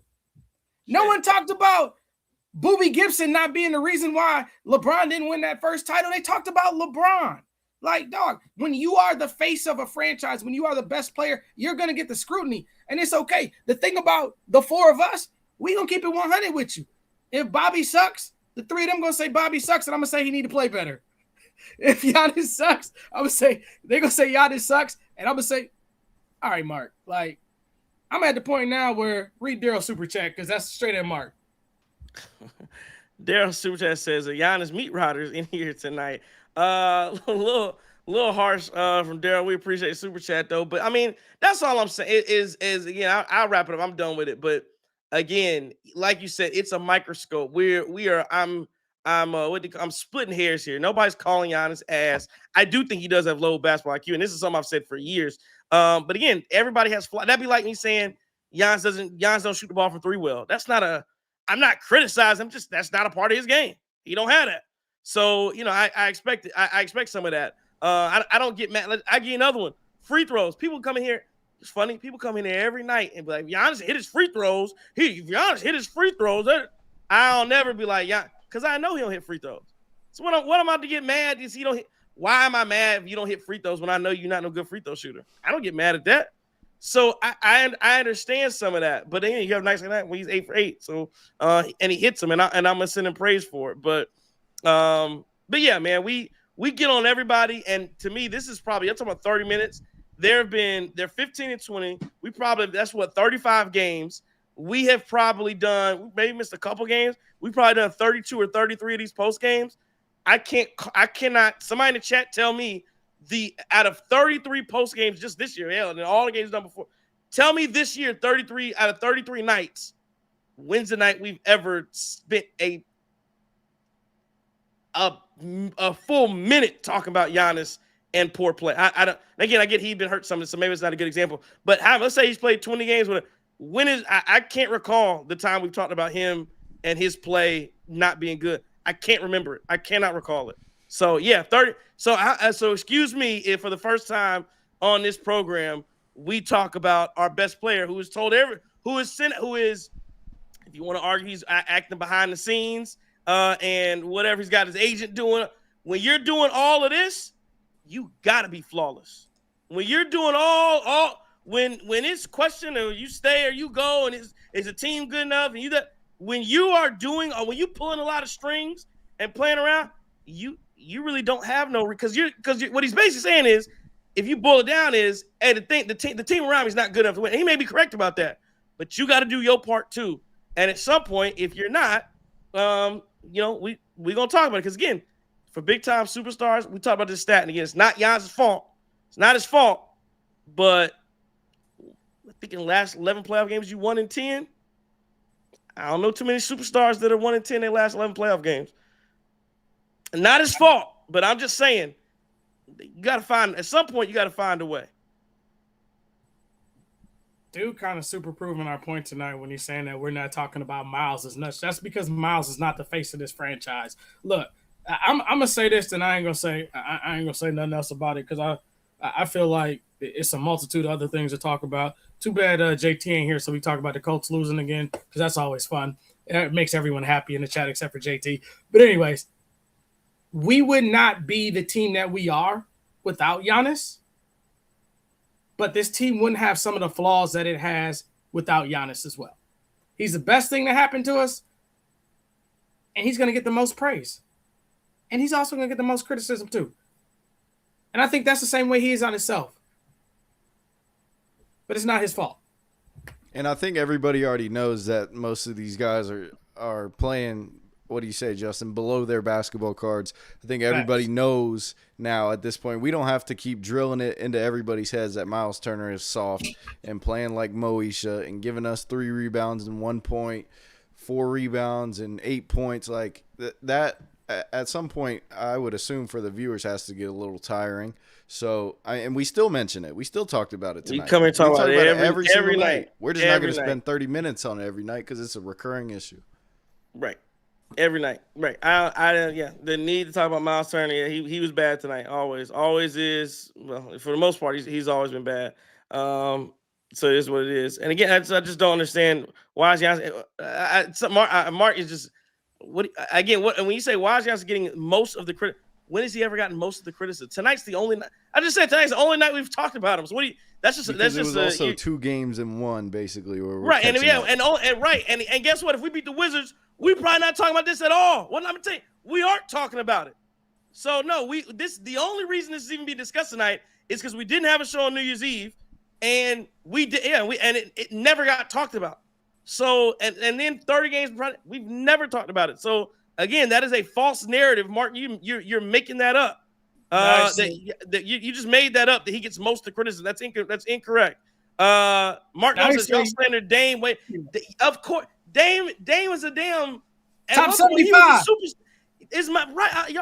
Are you serious, Mark? Come on, dog. Come on, dog. Hey, what you slander Dame more? Yes, because Damian Lillard, top 75, one of the greatest players to play the game. Yes, he's going to get talked about more than Miles Turner. Are you kidding me? It's over there for them to put a strap out. That's how Joe used to do back in the day. Anyway, listen, I'm gonna tell you this, man. Then I'm gonna be done with you, Mark. We're gonna see you the next game. You said we got the Kings next. This is what I tell my grandson all the time, man. You ran out of minutes for the day, bro. You can't talk to tomorrow now. We done. Can't do it no more. We off it. Anything else anybody wants to get at?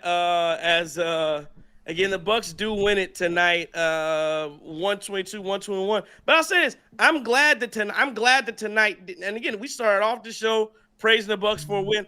I'm glad that, and I hope that the Bucks aren't celebrating. I hope they ain't think they did, because this should have been win 4 in a row. They won 3 out of your last 4, right? But this should have been win 4. You gotta string these together. You gotta string. Playtime is over. We are in the new. It's 2026. You gotta win games. So if you sitting here celebrating because you beat again, 122-121, that's against the Hornets. That's the kind of shit that got Adrian Griffin fired. So this is how far we've come now. We got people in chat saying that you can't criticize the team after they done split. They've lost 2 games to the damn Wizards, and you just beat the Hornets by 1. No, man, you shouldn't. Ain't nothing. Again, I'm glad they got the win, but I'm happy. This is like a moment of growth for this show, because every night we come in here and we are generally upbeat and positive about everything that goes on. But at 15-20, that shit's over. Like you got to get on a run, and you got to start moving. And so you got to stack, because again, this means nothing. This means nothing if you come back Sunday night. Ooh, boy, this shit late. Oh wow, we got a West Coast trip. Yeah, 9 p.m. Damn. All right. Get out of the way. Let's just get it out of the way. All right. Ooh, man, Starbucks, Big B Coffee, one of them coffee joints need to sponsor us, man. Come on. Yeah, that's nasty. Celsius. But yeah, but anyway, you got these late. You got a West Coast trip coming, and my point is, it means nothing if you start dropping again and you lose on Sunday to the Kings, and then you lose against the Warriors, and then you drop to the Lakers on Friday night after that, and then you lose that next. There's gonna be another Sunday game. You're gonna lose. You lose Sunday on the 11th to the Nuts. Like, it means nothing if you can't start to make up ground in the standings. That's where this thing is. Mark Gold says y'all aren't generally upbeat. I don't know what show you watch. I'm not getting into it. But yeah, to say that this show's not generally upbeat is, again, I read comments every single night from Twitter, and basically all they'd say is that everybody sucks. We need to trade people. So to say that I guess I don't know what you're talking about. NYC Randy says Jordan is 1-9 in the playoffs without Pippen. Never won a series before him. So are we talking about young? Are we talking about young MJ? Is that what we talking about? Joker 3-10 without Murray in the playoffs. Also never won a series without him. It's a team sport. Superstars need help. I agree with that superstars do need help. Jordan, I think you're talking about young Jordan. I don't think you're talking about. I'm gonna say this: Giannis in his prime right now. That's what we're talking about. And you gotta find ways to win. But again, I'm not disagreeing. Listen, I'm not disagreeing with any of that. All I'm saying is, as you said, Justin, when you're the big name, when you're the superstar, the wins. Because guess what else? Talking about 1-9, 3-10, all these guys. Guess what? When we talk about Joker winning the chip. Jamal Murray won a chip, but he's a footnote winning the chip. He's a footnote. Chris Middleton won a chip. Chris Middleton, again, great player. One of the greatest players in Milwaukee Bucks history. When people think back, and I'm not talking about Milwaukee Bucks, when people generally in the NBA think back to how the Bucks won, they're thinking about Giannis. Chris Middleton is going to be a footnote. Drew Holiday is going to be a footnote. Brooke Lopez is going to be. Y'all talk about this. We can talk about team stuff all you want. When people talk about the Cavaliers and LeBron, everybody else is going. J.R. Smith's going to be a foot. The rest of the team's going to be a footnote. When you look back in history, the superstars get praised for the wins, and you got to take the L's too. That's all I'm saying. You can't sit here and be like, "Oh, Giannis is the greatest ever," and then on losses put them on everybody else. It don't work like for maybe it does for you. It don't work like that for me. It don't work like that for me. For superstars, take the credit because again, and I get Pippen, great player. Rodman, great player. Pippen is never gonna be remembered like Jordan. Pippen got slandered in that damn documentary they did. Ain't no what was it called? They ain't make no last dance for Scottie Pippen. He don't got one. So no, the winners, the top players get that billing. That's how that goes generally. Yeah, That's all I'm saying. Yeah, but Pip ain't that though. Pip top 50 at 50, dog. Pip's the greatest Robin ever. And here's one. Well, there's just like it's just crazy, man. Giannis is him. Like, dog. Hey, all y'all, especially you, Jason Bucks. How many times you vote for Giannis to make All-Star this week today? Vote kind of 3 times today. Did you vote today? Yo, I don't think you'll find any bigger Giannis dudes than the 4 of us. Chris, why you become a Bucks fan? Mostly Giannis, yeah. I mean, what we doing here? You sit here and you see some things that are lacking from his game that is not normal, and you got dudes jumping off the deep end here because you say that because the one night you don't say he's the greatest ever. Look, Giannis is one of 3 players to win an MVP and a Defensive Player of the Year. One of 3. The other 2, Michael Jordan and Hakeem Olajuwon.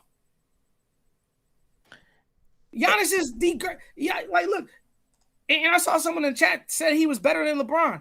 I wouldn't even argue down on that. Giannis is amazing, but he set the bar so high, we expect greatness from him.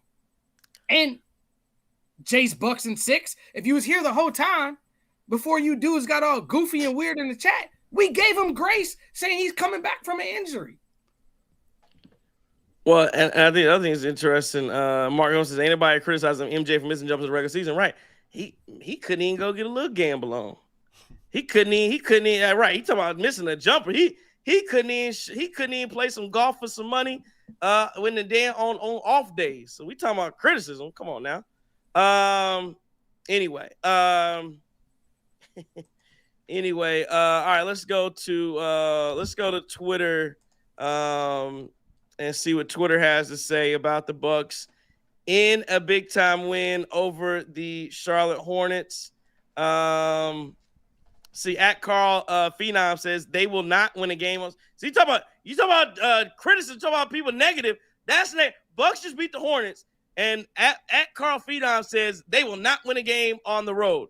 At Notions of Nick says, how can anyone feel good about this team after losing to the Wizards and then nearly losing to the Hornets in back-to-back home games? The Bucks are so far away from being a true contender. 2 in a row, negative comments. At Shaq B94 says, awful KPJ night. He still got 10 assists, 1 turnover, and 2 steals. Rollins was cooking a ton of potential in his backcourt. Don't know if we win enough to give it time.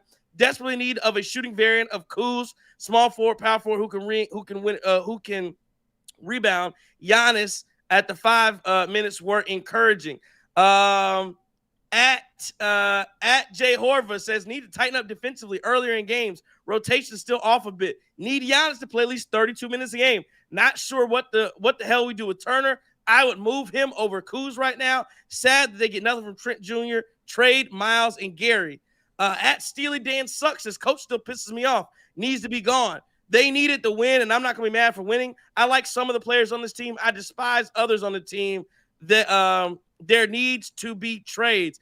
That's another guy y'all always get every night. Doc. I ain't never heard anybody give praise tonight except for us for Doc Rivers in the chat. So again, all that and you talk about top 75 and what you expect out of play. Doc Rivers is one of the most winningest coach, 6th most winning coach of all time, right? And so, but again, would you say that after tonight, just because you beat the Hornets, that oh my God, Doc Rivers is great? Oh, you didn't do all that, so should I criticize you for not giving Doc Rivers praise? You didn't give him enough praise tonight. I'm sure you've been criticizing Doc Rivers all day long. So come on, a couple more here. At Brat Tat says, have we got the W, but this team is nowhere near playoff caliber team. We are far from that. And at Big Step of Faux Life says, you're not the most unbiased fan.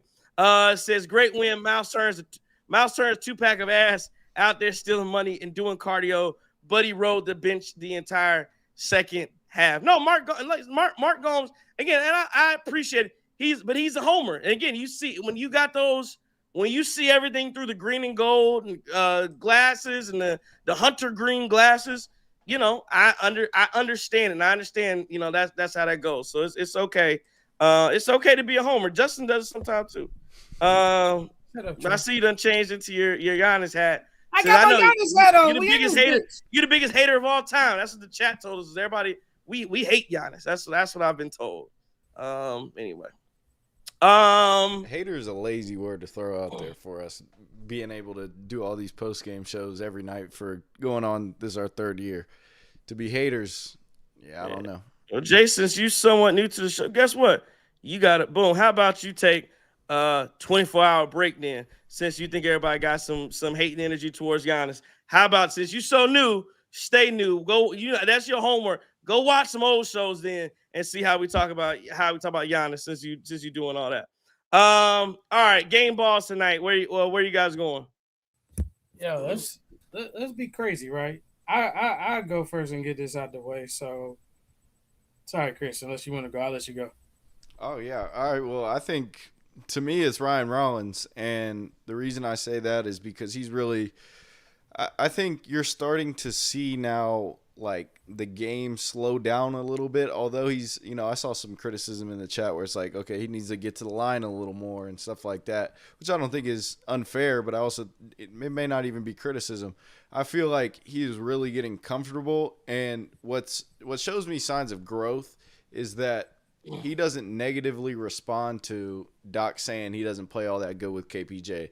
He doesn't negatively respond to a 22-minute game, right? Like today, he was basically, you couldn't take him off the court today.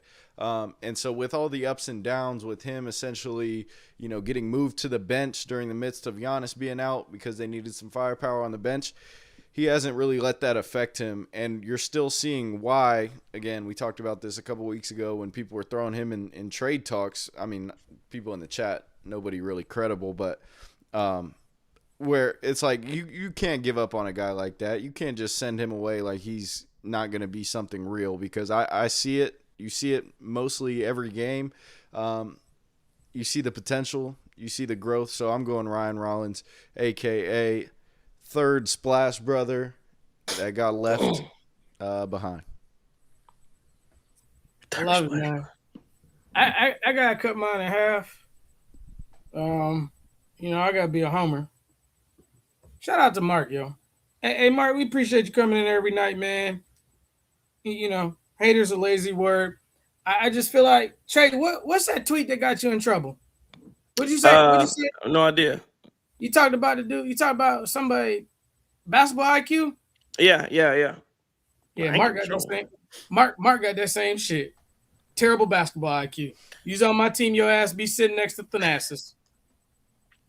So I think we would be remiss if we did not split this game ball in half from my standpoint, to give it to the dude that I hate on the most, that I criticize the most, that I just, whatever. And you got to give it to Giannis, because he surpassed Kareem tonight to become second in the NBA of all time. In a bad game for him by his standards, by the way. 30, 10, and 5. Second most in NBA history. I think that's an amazing accomplishment from him. I think he is the best player in the NBA, because I'm a homer. It's funny. Hey, real quick, I got to segue and do all this stupid shit. It's funny that I'm accused of Giannis weird energy, and I think I was one of the only ones that say Giannis come back, we can win the whole East, right? Yeah. That's wild.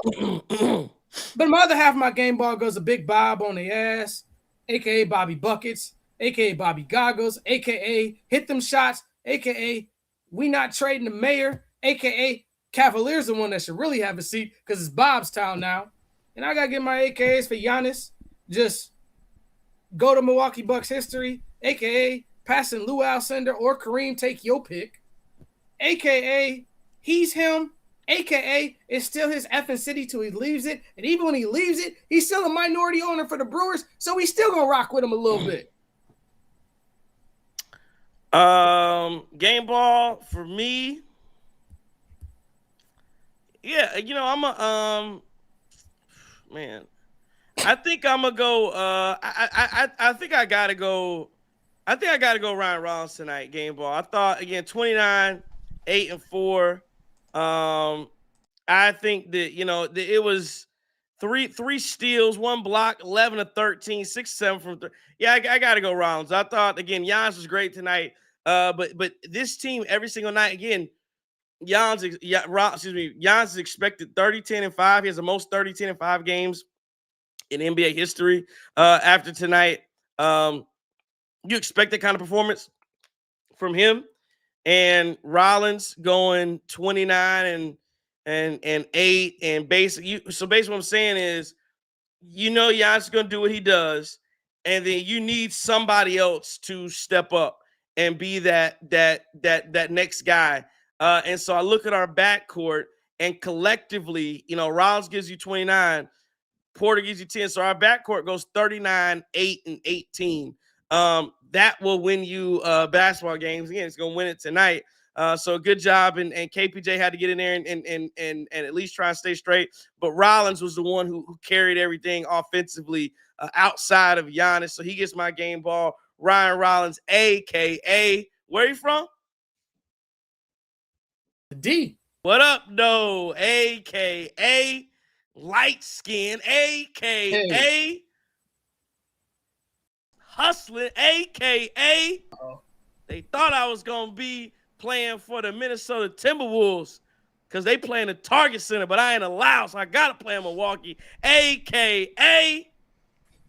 call me Double R, Ryan Rollins Rolls Royce. There we go. You're a fool. You're a fool. Hey, I just gotta say I did misspeak about one thing, and I think you corrected me on it. Giannis is all-time number 1, which is even more of an impressive feat. So happy to have him as a Milwaukee Buck. And hey, outside of my dad and him, he might be the man that I love the most in basketball history. But we're gonna keep hating, Chris. Dustin Wagner says, dude, people talking about the Bucks like they're 2-8 in their last 10 when they're 5-5, looking better in stretches every night. Just watch 5-6 games from now. They're gonna be rolling, clicking and rolling. And again, we hope so, Dustin, because you got a big road trip coming up, West Coast, and you got to figure this thing out. Should be able to get the Kings, but again, I think you got the Warriors in there. You got the now you should get this without obviously Joker, which is gonna be big. But you got the Warriors in there. You got the Lakers in there who've been playing well. You got Denver. Say what? No Austin. Right, you got Steph's ankle's kind of gimpy too. Just yeah. So you got to get but again, you got to start. You got to get those rolling again. Maybe you got some good injury luck. So hopefully that will that'll help for the Bucks as they move on here. But let's do a recap. Not recap. Let's look around the league. 122-121. Bucks beat the Hornets tonight and get the dub. The Lakers and the Grizzlies are tied at 96.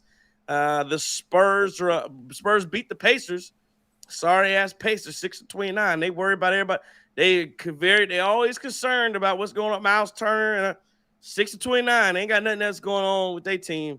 They lose again, 123-113. The Wizards get a dub tonight, 119-99 over the Brooklyn Nets. Let's see. I'm interested with the Nets. What's the name? Oh, they in the chat. That's a win streak. Yeah, it is for them. They don't have what's name's not playing. Michael Porter Jr. Danny Wolf 11 points. See, let me go to the other side. Oh, Chris Middleton 9 points, 4 rebounds, 2 assists from Middleton. Sarr 19-5. AJ Johnson had 3 points. AJ Johnson had a decent game against us. He had a decent game. Cavs beat the Nuggets tonight, 113-108. The Hawks beat the Knicks. Man, the Hawks they're just a much better team without Trae Young in the lineup. Bulls 121-114 over the Magic. That's why that was a big win for the Bucks tonight as they're chasing the Bulls. Trailblazers 122-109. Suns beat the Kings tonight. Thunder blow the Warriors out. Basically, everybody from Golden State was missing. And that's how that thing goes. You look at the standings. The Bucks are just a game and a half out of 10th, out of the 10th spot. And again, they are 4.5 games out of 5th, 5 games out of 4th. So again, they have not given up the rope yet. There's a lot of time left to get this thing back right. Only 35 games into the season. Will Linquist did ask for everybody's Twitter handles. Trying to follow the show. Mine is on your T's Q's. Oh yeah, okay. You gonna put them in the chat? Okay, so Chris is gonna put them in the chat for the handles for everybody. Let's see. The only thing I'm talking about is how about that big win for Ole Miss last night? That was a hell of a game. Hell of a game from Ole Miss. That was fun, right? I think the ending got a little interesting. Beating Georgia there 39-34. That quarterback was, I mean, what's the man's Chambliss name? is a beast. Trinidad Chambliss is a beast. Look, I watched him, Ole Miss, Oklahoma. That was like the only Ole Miss game I caught because I got a friend on Oklahoma. But he is really accurate, and he can do both. Dual threat quarterbacks, those typically succeed. And if it's not a dual threat quarterback, it's somebody that's elusive. Mendoza did that a little bit. You saw some of that handling the pressure from Alabama well. Like, I mean, this is a pretty good setup for the Final Four. No repeat for Ohio State, so there's that. And I was very impressed with Trinidad Chambliss. He's he was probably the Heisman had they started him for the whole year, and maybe Mendoza would still win it, but he would have certainly been in the top 4. Let me ask you this. Let's talk about the college football. Like, so this is the first. What are we NIL? What year are we in NIL? Like true NIL? 3, 4? It might have been. I think it dated back to about 2021. So 4 or 5, maybe 2020, 2021. 4 or 5, and look.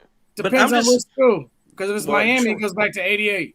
Well, but that's what I'm saying. But even a school like mine, but I'm just saying, like, I know people hate it, but to me, this I think you've even some of the Indiana's and I think NIL has evened out the playing field, and you don't see these same schools running around beating everybody down every single night, every single week, man. So I'm glad. Put it like this: I'm glad we're seeing this shape up.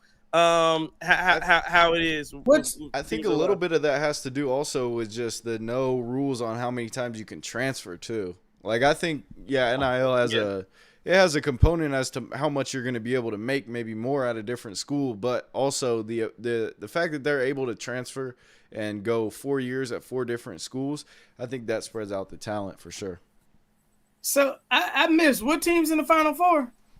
Ole Miss, Miami, Indiana, and Oregon. I know what Monday is, right? What's that? What's the date Monday? Today's the 3rd. On the 5th. So the greatest fraternity founded at Indiana University. January 5th, 1911. So I don't like Indiana football. I'm probably not going to be with y'all Monday. I don't like Indiana basketball. But I'm going to rock with them for this. This is an amazing thing, man. J5 coming up. IU going to win a national championship. My boy Tony Griffin listens to us every night. IU alum. Super excited. That's great because it's going to be sad as hell for them Bears once the playoff clock hits. So you're going to get one win. But I was thoroughly excited with all that stuff, man. I want to know what you brothers – I got 2 questions for you brothers. One I had during the basketball game and one I just thought about now. What do y'all think about Ole Miss continuing to win without Mr. Kifflin being there? You still got $500,000 from LSU for the dub. But I think the funny question was they're saying they're wondering if Lane's gonna pull the OC and not let him coach in the. Listen, I mean, again, it's so funny that people just hate on Lane Kiffin, but I don't. And the timing was bad. I understand it, but he wanted to go to LSU, and I just don't have a problem with it. I think it's dope that they win. It's cool, but I hate all this. This is at the end. It's Lane Kiffin's team. Like, I don't like this whole trying like it's not like. This is the only thing I'll say. If Lane Kiffin had, I had to put this in. I have to do it. Let me say this like this. If Lane Kiffin had, I won't say he had a heart attack. If Lane Kiffin was incapacitated for some reason, slipped into a coma, nobody would say, "Oh, they went," act like it ain't his team, just because he ain't on the side. It's his team. Like, this is This is put whoever you want in front of it. This is Lane Kiffin's team. Hell, half of them, his coaches that's going with him, they're still coaching the damn team. So I get it, but and people ain't gonna give him credit for it because it's Lane Kiffin. But if it was anybody else, I feel like it'd just be we would act like this. It's Lane Kiffin's team. So to me, hell, I would take solace in those wins if I was him. But that's me. Well, I feel like in the timing of it, it really should also, like what everybody else is doing, giving the credit to the players and the new coach, Pete Golding. I think all that is still warranted as well. Like they've got Pete Golding, who's the head coach who steps in, and he's also calling the defense at the same time, kind of like a Brent Venables at OU. And like that's probably a tall task to do. And their defense certainly hasn't been all that great this year, but they did enough. And to get those players to buy into the championship run, I feel like that's a testament to what's going on. And obviously the familiar faces around the building that are going to be leaving eventually, but to still be able to go on this little bit of a run here is pretty impressive to me, just knowing that the timing of what your coach left you with. But Chris, half them kids, Lord have mercy, half them kids probably gonna leave with them coaches too. Yeah, probably. Yeah, that's all fair. But to lock in and do what they're doing right now, it's pretty cool.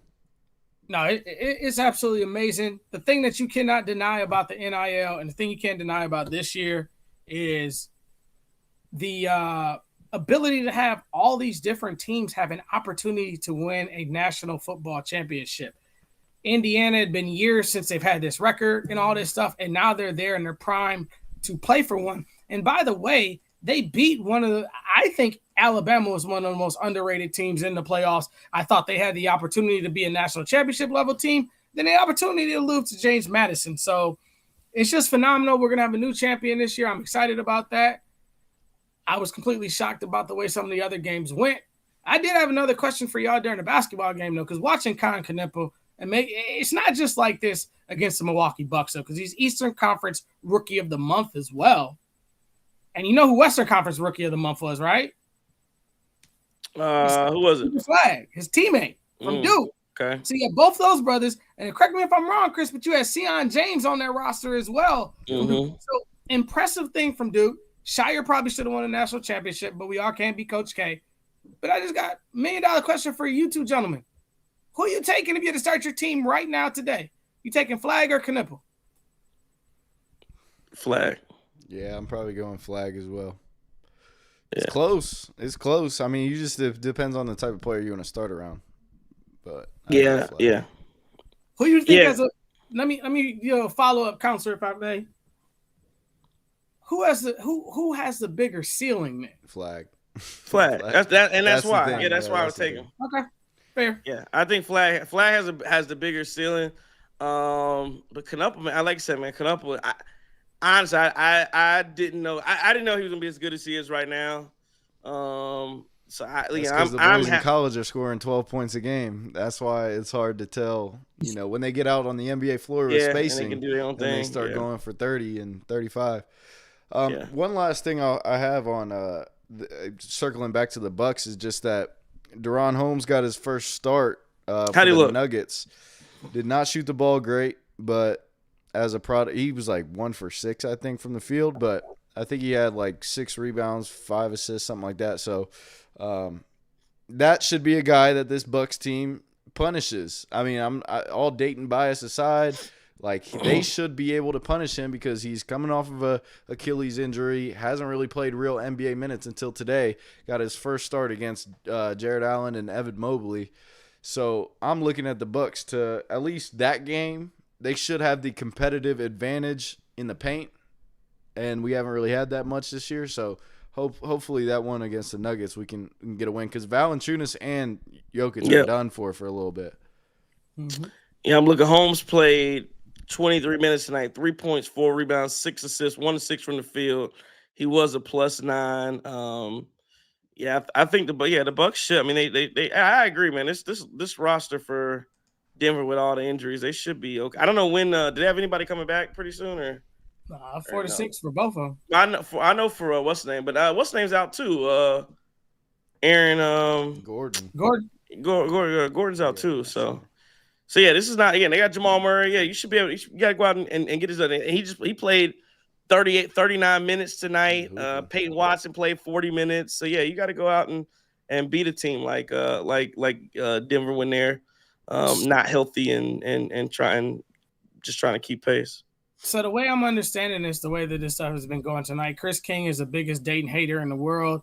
He doesn't like Deron Holmes. Hey, Chris, so you might as well close the show. Just say F Obi Toppin and then we're good. Yeah, I won't do that, but yeah, I mean that's the thing. Like right when the Bucks play him, I'm not gonna be actively rooting for one of my Dayton guys, and I think just knowing what I know about Deron Holmes and being a little frail compared to a guy like Miles Turner, compared to a guy like Giannis, I feel like we have the advantage there, and I'm gonna call it out. And so when that game happens, I don't want to see Deron Holmes out rebounding Miles Turner. We'll see how many minutes Miles Turner gets because he is in the doghouse. It looks like. For the last football thing, you want to shout out your boy from Howard? I think that's good. That's good. Yeah. So Ted White gets the job at Howard. He was my OC back in 2012. He was my OC at Howard. He played at Howard. Was a big time winning. Big time quarterback at Howard in the early 90s, I think, or maybe early mid 90s, whatever that was. He was quarterbacking at Howard, and then I know he coached in the USFL. I think he was at UCLA for a second doing some stuff. I know he was just on staff at Maryland with my other guy, Pep Hamilton, good coach there too. Yeah, who used to be the OC at JT know a lot about. He used to be the OC for Stanford with Andrew Luck, and he was the OC for the Colts. So he probably knows Big Sig. But she was running around there with Ursay. But yeah. But no, man. Shout out to Coach White. I'm looking forward to big things from the Howard program. And listen, man, well deserved. He's a good coach. He's an old school, no nonsense kind of coach. I'll tell you one quick story. I remember. You know how the coaches will call down. You know how they call down to the field. So he was OC. He used to sit. We had a real press box, but he sat almost. I don't want to say he was in like, if you know Howard's. You've been Howard's. He sat in Cook Hall and watched the game from. He sat in the. So the way they used to do it, because we didn't have a real press box, the visitor side. I believe he sat on the whatever the sixth floor and just was out. And you sit in one, the way they do, you sit in one of the rooms, you sit in the window and watch. And that's and he called a game from there. But anyway, I just remember he called down my guy. I can call him out. He was a quarterback at Howard, and man, it was crazy. But he called him on the headsets. And after a series, so he come out and he talking to him. And I was just beside him, and I could hear him like a little bit because he was like yelling at him in these damn headsets. And all I heard was, "You bitch, motherfucker, this." Da, da, da. And all I saw was like a tear coming from our quarterback eye. And he started to say something back. I don't know. Anyway, he had to get the headphones up, and you could tell he was pissed off. And so the other coach was like, "What's going on? You all right? You all right?" He called me a bitch, man. And I was be dying, man. I was Coach White though, man. He's real old school. So I don't know if he done calmed down from then, but I like Coach White, man. He good dude, man. Good dude. You don't need the calmness. Huh? You don't need that calmness. Bring that energy. Yeah, he will bring the energy, man. He'll bring the energy. He's a no nonsense kind of coach, man. I like Coach White. And that works, man. That's what all these guys have built their success on, like Nick Saban. Like, he's never been a player's coach until you earn his respect, right? And that's maybe why Kalen DeBoer is struggling so bad, because he seems to be a player's coach instead of a coach. But, yeah, good story. Last thing I want to get at, tomorrow afternoon, had to tell the wife I was supposed to go to a birthday party at 3 o'clock for one of my kids' friends. We were all supposed to go. But then they flexed us into this 4:30 game. So I was supposed to be at a skate party at 3, but that's too close. It's 4:30. The Panthers play. So I had to decline last second. But essentially for the division, I've seen a couple people in the chat talking about it, rooting for the Panthers. Appreciate it. I guess I asked you guys what do you think is going to happen. I mean, so the way this sets up, of course, the Panthers they basically hold their own destiny. They could win Saturday. You win a division. If you lose, however, if Atlanta wins on Sunday against the Saints, and the Saints are missing Olave, they're missing a couple guys, and the Falcons are playing. Drake London's playing. I think there is. I will say when you talk about and that's why I love the NFL. You have these rivalries that like the division rivalries really mean something. A lot of people don't like Tampa. Ever since the Brady, Tampa kind of used to kind of skate through and nobody really cared about them as much for a minute. But Tampa has gotten a lot of hate in the South. And so I think, not to say New Orleans is like going to lay down and die, but I think let me say to put it like this. New Orleans and Atlanta fans would rather Tampa not. They'd rather us go to the playoffs than Tampa. So I think and I could definitely see why the Falcons would be like, nah, we're gonna whoop New Orleans ass to make sure Carolina go to the playoffs because they don't want to see Tampa anywhere near the playoffs. But I think one of those scenarios is gonna happen. I don't know. I do feel like we're gonna make the playoffs. We either win or Atlanta wins. I'd rather us do it and not worry about Atlanta. Kick our feet up on Sunday, not worry about it, get the dub. Tampa Bay's reeling. Baker Mayfield's not played good football. I know we just lost to the Seahawks, but I'm telling you, if you watch that game, if you actually watch that game, it was not as far off. And I think we ended up losing, 29-10 or 23 to whatever it was. It was much closer than the score indicated.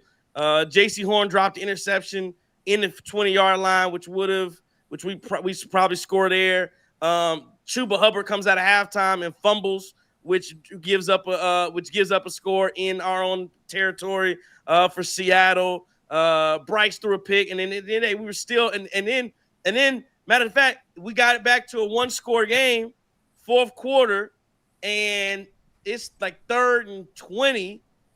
And they throw a screen pass. They basically have given up on, they're going to punt it back to us, one-score game.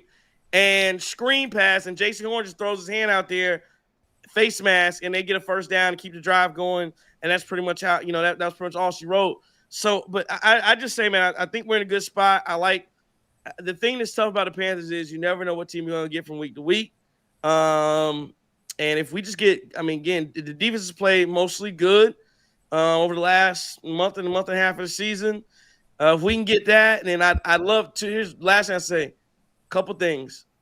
One, if we can get Rico back running like he's supposed to, Bryce playing mistake-free football, and I'm telling you, there's an X factor that I think is here. Jimmy Horn Jr. played at Colorado with Shador and them boys.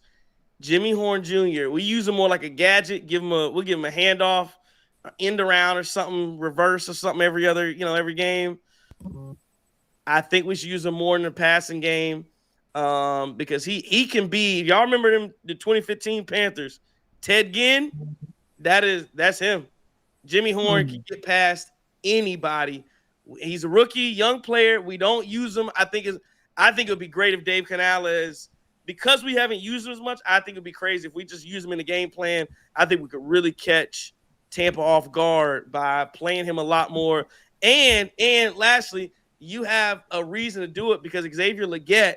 Xavier Legette had a situation where he lined up offsides, so he ended up Xavier Legette. I believe he ended up playing less than 50% of the snaps. So his snap share has definitely gone down. And again, I probably would have him as a healthy scratch. I don't think Dave Canales will do that to him because he does block decent. But man, I think we could use Jimmy Horn in some different spots outside of just end arounds. I think we could. Be a nice tendency change for Carolina and come away with this dub. Well, best of luck. Yeah, I got the feeling. Sorry. You're good. That's all. Most teams hope to have 4 weeks of playoff football. You gentlemen hopefully have 3. Yeah, 3 of wins. I mean, it's a great thing, man. Carolina should beat them because, I mean, you're just a better football team right now. You should be. And when you look back, when it's all said and done, it's not going to be that loss to the Seahawks. Seahawks do that to a lot of good football teams. They kind of slow drag it in the first half, and then they just go crazy. They are what they are. Your New Orleans Saints losses are the ones that are going to come back to not matter at all once you win the football game tomorrow. But yeah, it was tough. It's going to be a nail biter.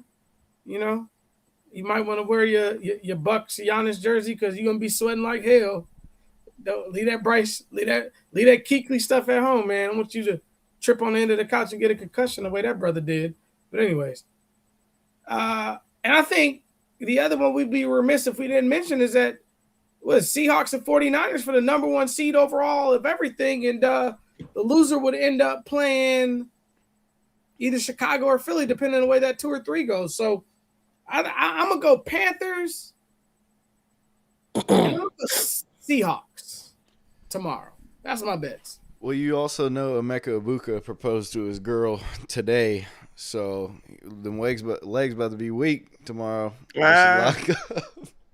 Yeah, lock up. That's another storyline. Ibuka and Tet for the lead for the receiving yards for rookies. Tyler Shuck, is that how you say his name? Shuck is in there for trying to get the offensive rookie. Rookie of the year. I think it should be McMillan, but so hopefully he has a big game. We can do that again. Another big one, Ravens Steelers. That's for the Division 2 tomorrow night, right? Lamar's gonna be back. Lamar's been playing hurt all year. Who wins that? Don't the Ravens need it? Like the Steelers. Well, wait, but the Steelers they get in even if they're not in. This is one spot. It's all or nothing. And that's because because Steelers lost to Cleveland. Steelers lost to Shador now. Yeah, yep. You're right. And Derrick Henry ran crazy on my Packers. Yeah, because the Chicago Bears knocked out Jordan Love and Malik Willis. But go ahead, Chris. Who you think gonna win? I'm sorry. Yeah, I got to go with old reliable. The way they've been up and down the Ravens, I got to go with the Steelers and Mike Tomlin and Aaron Rodgers. Last one. They saying Rodgers. They think Rodgers gonna come back next year. You should. I'm gonna go Steelers too, just because like that cheese grater stuff corny to me, and I hope that you wore a cheese grater when you ran through the Packers. You did, and I hope you watch the playoffs at home. I think Lamar. I think Lamar has. He's had a rough year, but I think Lamar's going. I think Lamar picks it up and has a big time game Sunday night and puts him on his back and or Derrick Henry. I can see Derrick Henry putting on his back too and getting a dub. I do want to answer this last from Dustin Wagner. His question is this for everybody. He says, "Do you think we should just trade Miles Turner, given Portis and Giannis looking good closing games?" Fine, talk more about this at the next one on Sunday. But no, we can talk about this. Portis and Giannis. Do you think we should trade Turner, given Portis and Giannis closing games?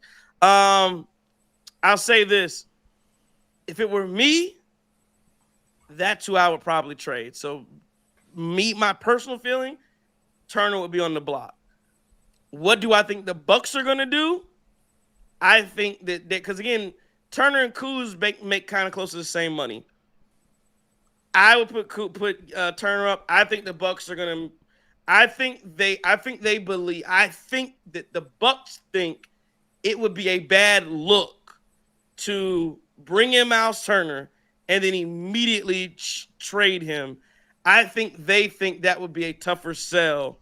Or not even tougher. I think they don't. I think the optics on that, I just don't think they would do it. And again, I don't think they will. I think they're going to look to use that money. I think they're going to look to use Kuz in that spot for that trade. But the other thing is, Dustin, what we always talk about, in order to get something of value, you have to trade something of value. And I think it looks good to say, yeah, of course, the way Portis is playing right now, I'd hate to trade him. I'd hate to lose Bobby Portis. Number one, I don't know he's going to continue playing like this. But two, I think Bobby Portis around the league, he's probably out of everybody on our roster because he only makes $13, $14, $15 million. He's probably the most valuable player on our team. I saw a report that said the OKC would love, and again, think about it. This is crazy. This is how I know. This is how I know. This is stuff like this reassures me that I know what I'll be talking about when I'll be talking hoops, and people in chat be doing whatever hell they do. But haven't we always talked about Bobby Porter's on a team that has that defense ain't a question about? That's where he needs to be, because you can. If I got 4 guys that defensively are, I don't say hide. I can hide Bobby Porter. I can help out Bobby Porter's event, but I got another guy to go get buckets. Like, again, if you had a defensive-oriented, defensive-minded team, you love a guy like Bobby Portis. He come in and hoop, because it's like, I can help with one bad defender. Yeah, we'll make it work, because I can use the offense. So OKC is actually, I think you talk about handing somebody a championship, depending on what you get back. But, man, Bobby and OKC would be crazy. But my point about that is, yeah, I think a lot of teams would like Bobby Portis, and he's probably your best, even though you don't want to lose him, he's probably your most valuable trade chip just because of the money he makes. And if you have a defensive-oriented team, to me, yeah, you could probably use a couple more buckets. Oh, yeah, give me Bobby Portis. That he is off the bench. Yeah.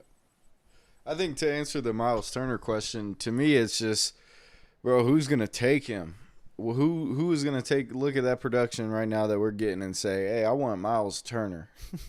Like, I don't see a fit for him. I don't see a world where he lands somewhere. I don't see a world where he's really valued in this trade market. And so you're kind of just dealing with the remnants of that for now. And that's not to say he doesn't elevate his play. And I would actually be more than welcoming to that if he wants to step up his game a little bit. But I just don't see a world where anybody's willing to go head over heels to take on that contract and take on the lack of production that's there right now for Miles Turner. I think Miles is a lot closer to that 10 to 15 point, 3-4 rebounds, but 3 blocks a game type guy than he is the guy that we saw tonight, man. Again, just for the folks who just got in this joint, we look at everything with a microscope, and it's okay. But Miles, I don't trade Miles. I trade Bobby to OKC. I agree with you, Trey. That is super scary. But the thing is, with trading Bobby or trading Miles, we got to get some sort of a big back. That's a pause. Yeah, and Davis. That's what they say the Bucks have been looking at. But to James' point, he says they don't have draft picks. Again, if you believe the reports, and I do believe those reports, the Bucks are buyers. I don't think they're giving away Bobby. Again, not to say they wouldn't take a pick. I don't think they're giving away Bobby Portis for some trash and some picks. Like, they are trying to compete, and so I think they would. Their whole goal seems like is to build and bolster the roster around Giannis, not to just, okay, we'll get some picks for next year, some years down the line. Unless maybe you're right. Unless you are using those picks to then flip them or to like put them in with the Kuz trade or something like that. You get those picks from the Bobby trade and then you flip them. Plus, I don't think they're using them for down the line. So, yeah, I guess you're right, James. They could use those picks and then try to flip them and do something else with them. But I think it still would be something for this year, not anything that they'd want to do that they think what would help themselves later. The later would be something this year and packaging them elsewhere this year is my thought. James is also right that I know he wanted to engage on his Houston Texans a little bit. I think they win the division. They win the football game today. And if any of you gentlemen do that FanDuel stuff, bet the over on Miles Golden tomorrow. He gonna get a touchdown because he got Toon throwing him the ball. So that Toon Golden connection is gonna team up tomorrow. He's probably gonna lose by 3 touchdowns, but it's okay. Golden scores first one tomorrow. Love to see it. Anything else before we jump up out of here? No, I'm good. All right, good deal. Bucks win it tonight. It was a final of 120. Wow, I don't have anything in front of me. What was the final, guys? 122-121, a Giannis game winner. does it, and then a big time stop on the other end. Bucks get the win, 122-121. They'll take it. First win in New Year, 1-0 in 2026. Happy New Year to you and yours, everybody out there. Appreciate starting of the year with you guys. Wouldn't have it any other way to get this thing rolling. Oh, somebody else asked about Curly's Waterfront. Their owner, he stopped sell. So the reason they use this is because they were they had season tickets, and so with his trivia night, he wanted Bucks people. He basically was using this. He was giving away season tickets every night, and so that's why they used the advertise. So he gave up his season tickets. I think his rationale to me was that I guess not, because they were in where were they? Where the Watts are Milwaukee. from. Yeah. So I think he was having a hard time getting. Yeah, I think he was having. I don't think a lot of people were going from that area to the games. Is what I'm saying. So I don't think he was having a hard time getting people to come in for the trivia. So again, he gave up his tickets. So after he gave up his tickets anyway, he didn't really need he didn't need us there. He had no tickets to give away to people. So yeah, I think he's done with Buck stuff. But anyway, we get him in there on the Brewers soon. There you go. Bucks win 122-121. You guys could have been anywhere in the world, but you were here with us. Oh, James Moore, you asked. Okay, yeah, gotcha. That was the answer. Could have been anywhere in the world, but you're here with us. We appreciate it. We enjoyed it. And again, like I said, we'll argue with you. We'll argue against you. Hey, as I like to tell my kids all the time, I lie for you before I lie to you. I ain't gonna sit here and just agree because you done say I'm gonna argue. I will lie for you before I lie to you, and I ain't gonna sit here and tell you no lie. I think y'all's got bad basketball IQ. I'm gonna say it. I don't care. Man, how long is this show? It's 1:00. Jesus. This is late night, or did we go long? 2 hours and 15. Jesus. Oh, I gotta get off the damn. What the damn? We just been yapping. All right, my bad. We've been hating on Giannis. Yeah, I know we did. We hate on Giannis for too long tonight. Damn, we say there's a lot of people in here for just so we appreciate y'all for hanging out and yapping with us for a couple hours. Appreciate you back here on Sunday. Yeah, come on in the room. Hit the like button on your way out. If you didn't hit it on the way in, Bucks got a dub tonight. Again, make sure that you always tell a friend to tell a friend to tell another friend about the Cream City crossover. It is the best Milwaukee Bucks Postgame Show in all of the land. It remains that 2025. We back and doing it in 2026. This has been Cream City Media Group production. On the group resort, Chris King, Justin. I appreciate it. Will Lindquist, Joshua Sutton. If I am an enemy, it's only because I dare to tell you the truth. Don't take no with Nichols.